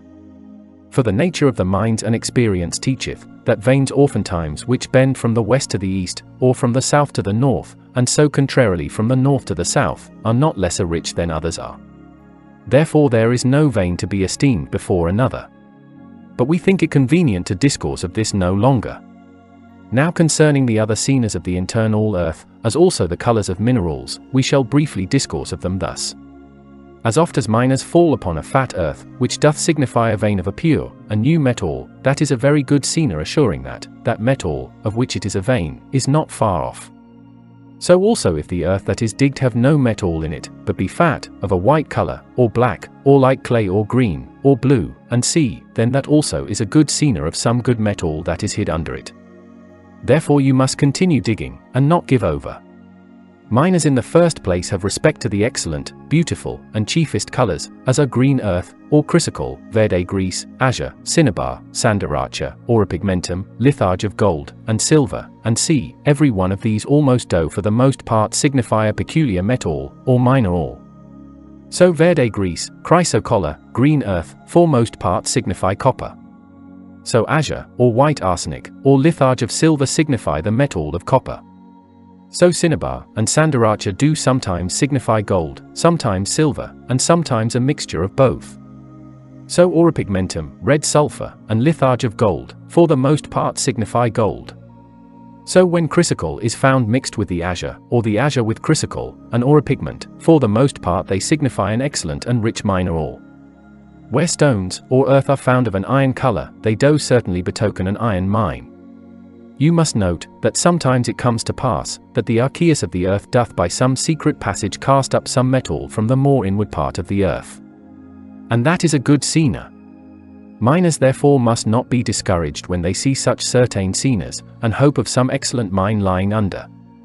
And if thin leaves of metals, like talc, do adhere to rocks, or stones, that is a most sure sign. Now concerning coruscations they must be diligently and studiously observed, for they are most certain signers of metals lying hid under them, as also of the same extent, and same kind. Where yet we must note, that those metals are not yet come to perfection, but are as yet in their first being. And whithersoever the coruscation reacheth, so far also reacheth the course of metals, and see. Moreover you must know, that coruscation is of a threefold colour, as white, yellow, and red, whereby all metals are discovered to us. For a white coruscation signifies white metals, as tin, lead, silver, and see, a red coruscation signifies red metals, as copper, and iron, and see, a yellow coruscation signifies golden metals. Add moreover, that a thin, and subtle coruscation is the best signer. For as you see it is in trees, that by how much the fewer flowers there are, so much the better, greater, and more savoury are the fruit, so also small and subtle coruscations signify subtle and excellent metals, as the contrary do the contrary. Moreover you must know, that as long as those coruscations appear, whether they be great, or small, or of this or that colour, the metals in those mines have not yet attained to perfection, but are yet in their first being as the sperm of a man in the matrix of a woman. But now what coruscation is, we must consider in this place, and we must know that it appears in the mines by night like a sparkling fire, no otherwise than gunpowder that is laid in a long train, and being kindled at one end makes a long flashing. After the same manner is coruscation carried along, from the east to the west, or from the west to the east, from the south to the north, or contrarily. All these coruscations, however they appear, are a certain signer of courses of metals, that by them they may be known, and metals as certain gifts of God may be brought forth out of the earth. For what God created for man's use, he put that nature into it that it should not be hid, and although it were hid, yet he made peculiar external signers which conduce to the finding of it out, by which the wonderful predestination of it may be known. In the same manner if men hide treasures they mark the place with some certain marks, and bury them by some bound, statue, or fountain, or any other thing, that when there is occasion they may find, and dig them up again. The ancient Chaldeans and Grecians, if in times of war fearing to be driven away, or banished, they would hide their treasure, would mark the place no otherwise, then propose to themselves a certain day, hour, and minute of the year, and did observe in what place the sun, or moon should cast their shadow, and there did bury, and hide their treasure. This art they call sciemancy, i.e., the art of shadowing. By these shadowings many arts have had their ground, and many hid things have been revealed, and all spirits, and astral bodies are known. These are cabalistical signers, that cannot deceive, and therefore diligently to be taken notice of. You must therefore take heed, that you suffer not yourselves to be seduced by the divinations of uncertain arts, for they are vain, and fruitless, especially divining rods, which have deceived many miners. For if they show a thing truly once, they fail 10 times. Also we must not trust other fraudulent signers of the devil, which are made, and appear in the night, and at some inconvenient times preternaturally, such as are ghosts and visions. For I would have you know, that the devil can show and cause sinners, but out of mere fraud and deceit. So there is no church built, but the devil of his chapel there. There is no chapel built, but he sets up his altar. There is no good seed, but he sows amongst it his tares. The same is the nature of visions and supernatural apparitions, in crystals, beryls, looking-glasses, and waters, as they are by ceremonial negromancers contrary to God's command, and the power of the light of nature basely abused. Visions indeed are not absolutely to be rejected, for they have their place, but then they must be done after another process. For now we are not any longer in the first generation, but the second. Ceremonies therefore, and conjurations are not any longer to be used by us Christians in the regeneration, as the ancients in the Old Testament, who lived in the first generation used them. For those prefigurations were for us who were to live in the New Testament.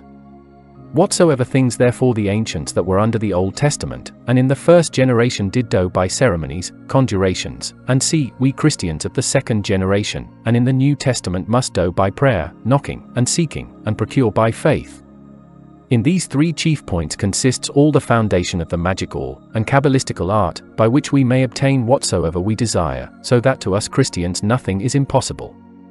But we shall desist to treat here of more things concerning these and other monuments of Cabally, spoken of sufficiently in the Book of Visions.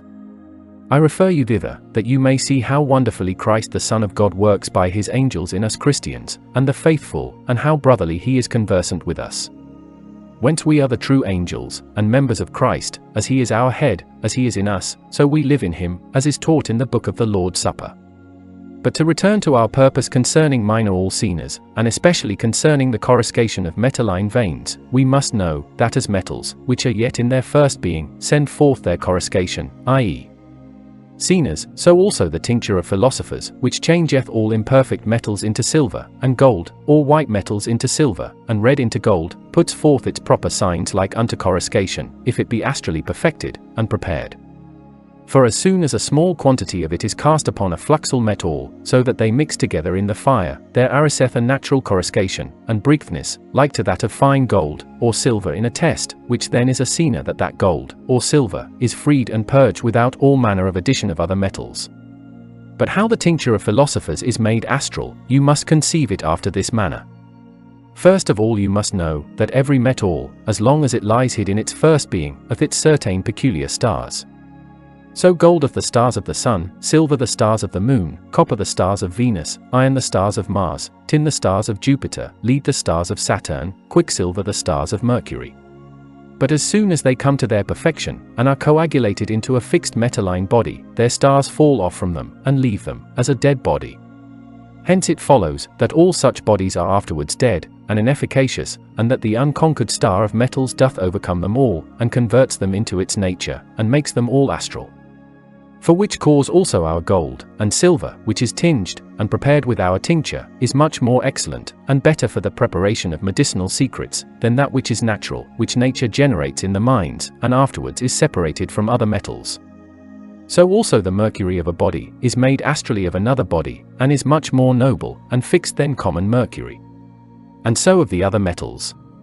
I say therefore, that every alchemist, which hath that star of gold, can turn all red metals into gold by tinging of them. So by the star of silver all white metals are changed into silver, by the star of copper into copper, by the star of quicksilver into mercury of the body, and so of the rest. But now how all these stars are prepared according to the spagirical art, it is not our purpose at this time to declare, but the explication of them belongs to our books of the transmutation of metals. But as for that which concerns their sinners, I would have you know, that our red tincture, which contains the stars of gold to be of a most fixed substance, of most quick penetration, and of a most intense redness, in powder resembling the colour of saffron, but in its whole body the colour of a ruby, I say it is a tincture as fluxal as wax, as transparent as crystal, as brittle as glass, and for weight most heavy. The white tincture, which contains the star of the moon, is after the same manner of a fixed substance, of an unchangeable quantity, of wonderful whiteness, as fluid as resin, as transparent as crystal, as brittle as glass, and for weight like to a diamond. The star of copper is of a wonderful citrine color, like to an emerald, as fluxil as resin, much heavier than its metal. The star of white tin is as fluid as resin, of a dark color with some mixture of yellow. The star of iron is very red, as transparent as a granate, as fluxal as resin, as brittle as glass, of a fixed substance, much heavier than its metal. The star of lead is like cobaltum, black, yet transparent, as fluxile as resin, as brittle as glass, equal to gold for weight, heavier than other lead. The star of quicksilver is of a wonderful white, sparkling color, like to snow, in the extremest cold weather, very subtle, of a penetrating, corrosive acrimony, as transparent as crystal, flowing as easily as resin, very cold to the taste, but very hot within, as if it were fire, but of a very volatile substance in the fire. By this description the stars of the metals are to be known and understood. Also you must understand, that for the preparation of both tinctures, viz. of the red and white, you must not in the beginning take of your work the body of gold, or silver, but the first being of gold, and silver. For if in the beginning there be an hour committed all your pains, and labor will be in vain. So also you must understand of metals, that every one of them receives a peculiar cena in the fire, by which it is known. Of this kind are sparks, flames, glisterings, the color, smell, taste of fire, and see. So the true cena of gold, or silver in the test is glistering. That appearing, it is certain that lead, and other metals that were mixed are fumed away, and that the gold, and silver is fully purged.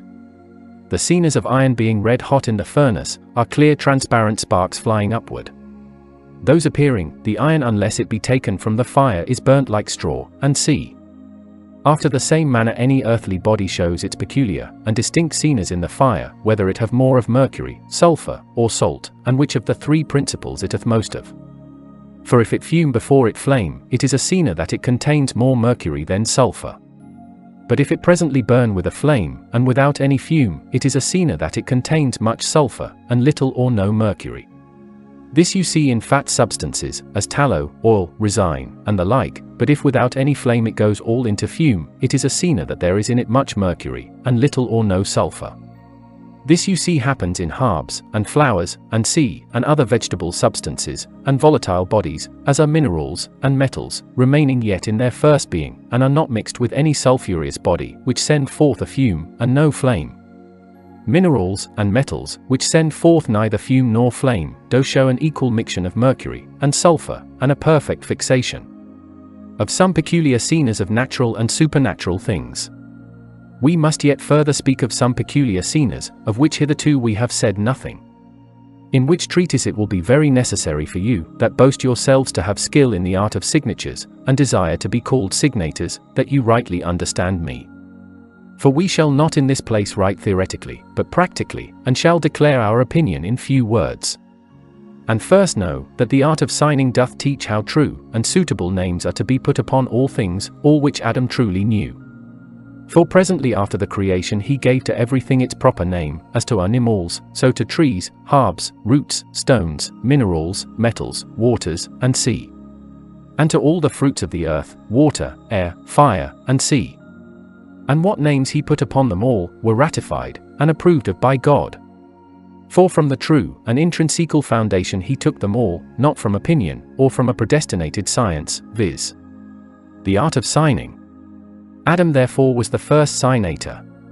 And it cannot be denied, that also from the Hebrew tongue true and proper names do flow, and are put upon everything according to its nature, and condition. For what names are put upon them from the Hebrew tongue, do with the same labor signify their virtue, power, and property. So when we say, this is a hog, a horse, a cow, a bear, a dog, a fox, a sheep, the name of a hog signifies together with it a filthy and unclean animal, so a horse signifies a strong and patient animal, a cow, a devouring, an insatiable beast, a bear, a strong, victorious, and an untamed brute, a fox, a shifting, and crafty beast, a dog, an animal false to those of his own kind, a sheep, a mild and profitable beast, and hurtful to none.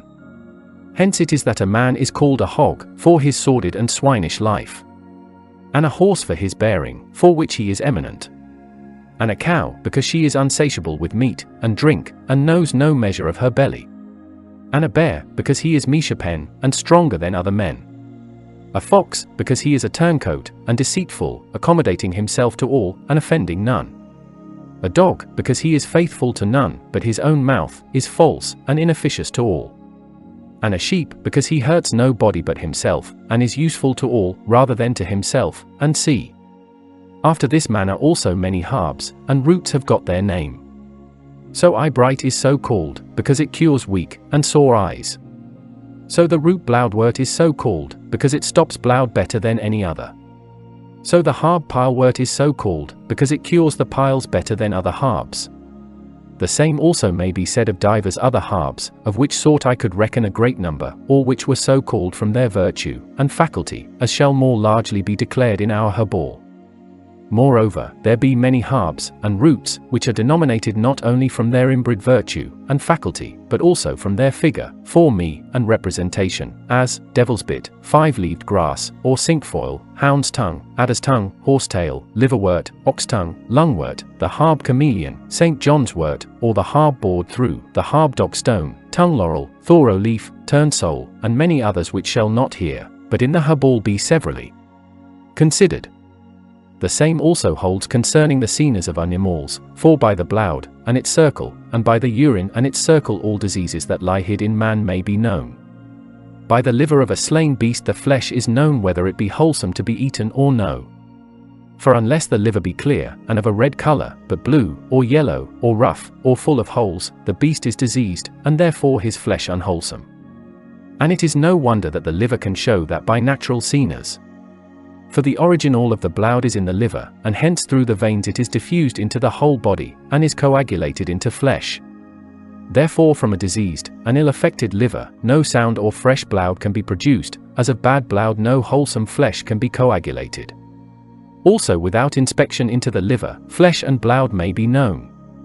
For if both be sound, they have their true and natural colour, which is red and clear, mixed with no other strange colour, as yellow or blue.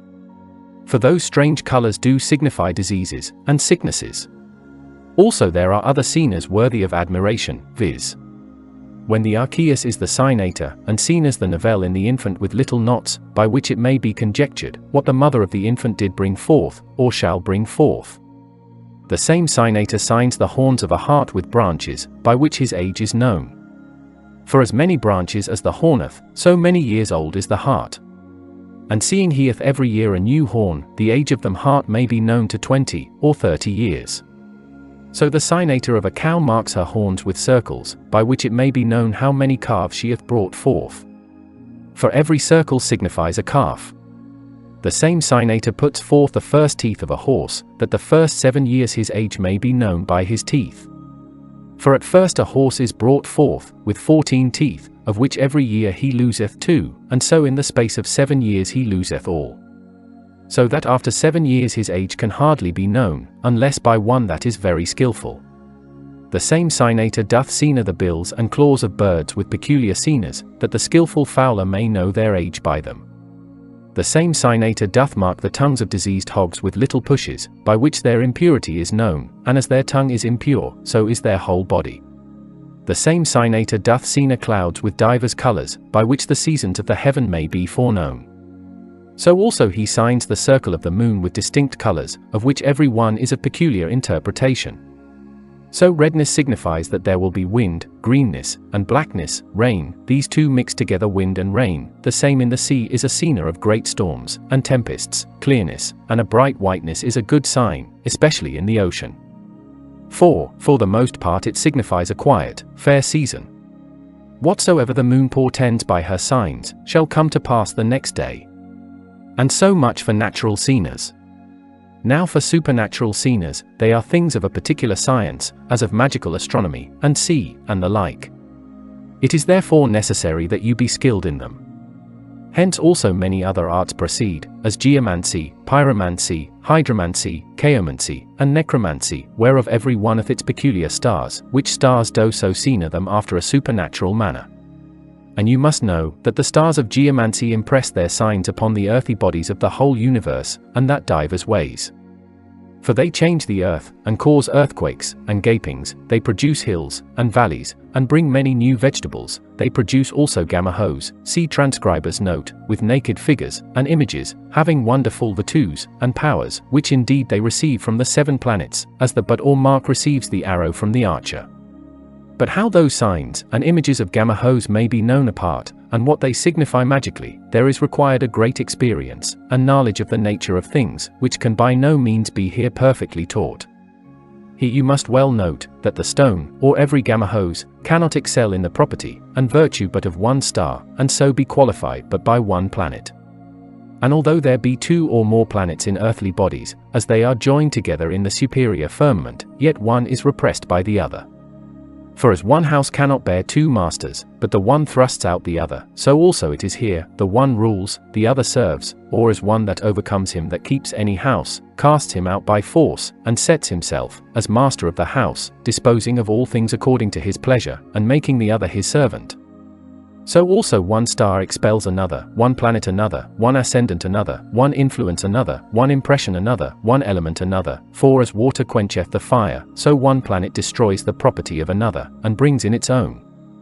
The same is after the same manner to be understood of their scenas, which are manifold, and not only characters, as many conceive, but all those, which are found in the whole map of the planets, i.e. whatsoever are of affinity with, or subject to the planets.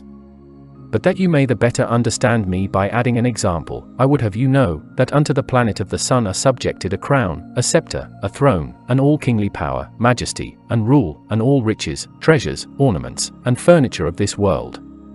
Unto the planet of the moon are subjected all husbandry, navigation, travelling, and travellers, and such things as belong to these. Unto the planet of Mars are subjected all fortifications, armor, coats for defense, ordnance of war, spears, and all weapons, and whatsoever belongs to war. Unto the planet of Mercury are subjected all artists, all mechanic instruments, and whatsoever is required to arts. Unto the planet of Jupiter are subjected all judgments, and rights, the whole Levitical order, all ministers of churches, ornaments of temples, all jewels, and such like. Unto the planet of Venus are subjected whatsoever things belong to music, as music all instruments, venereal exercises, loves, whorings, and sea.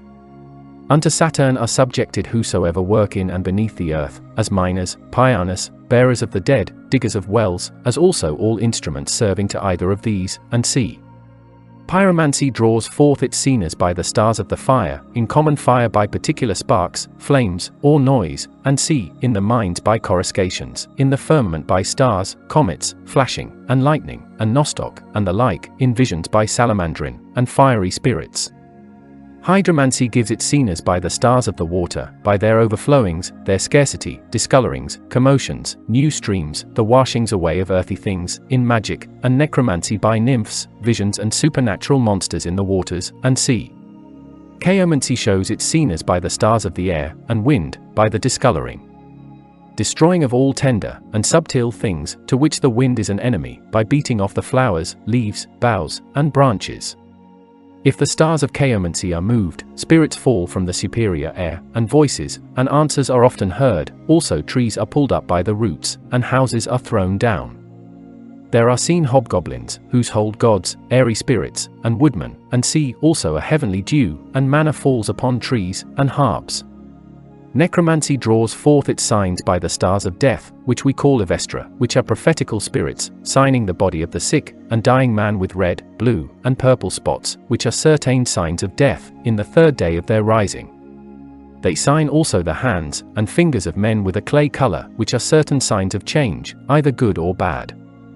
When therefore the stars of necromancy are moved, then the dead show some wonderful sign, as bleeding, and voices are heard out of the graves, tumults, and tremblings arise in the places where bones are laid, and dead men appear in the form and habit of living men, and are seen in visions, in looking glasses, in beryls, in stones, and waters, and divers shapes. Evestra, i.e. spirits give their signs by beating, striking, knocking, falling, casting, and see, where there is a great hurly-burly and noise only heard, but nothing seen, all which are certain scenas of death, presaging it to him, in whose habit they appear, or to some in what place they are heard. Besides, these signatures many more may be reckoned up. But seeing they bring with them evil, hurtful and dangerous fancies, and imaginations, and superstitions, which may be an occasion not only of some misfortune, but also death, I shall pass them over in silence. They are prohibited from being revealed to us, seeing they belong to the school of secrets, and divine power. Therefore now I shall put an end to this book,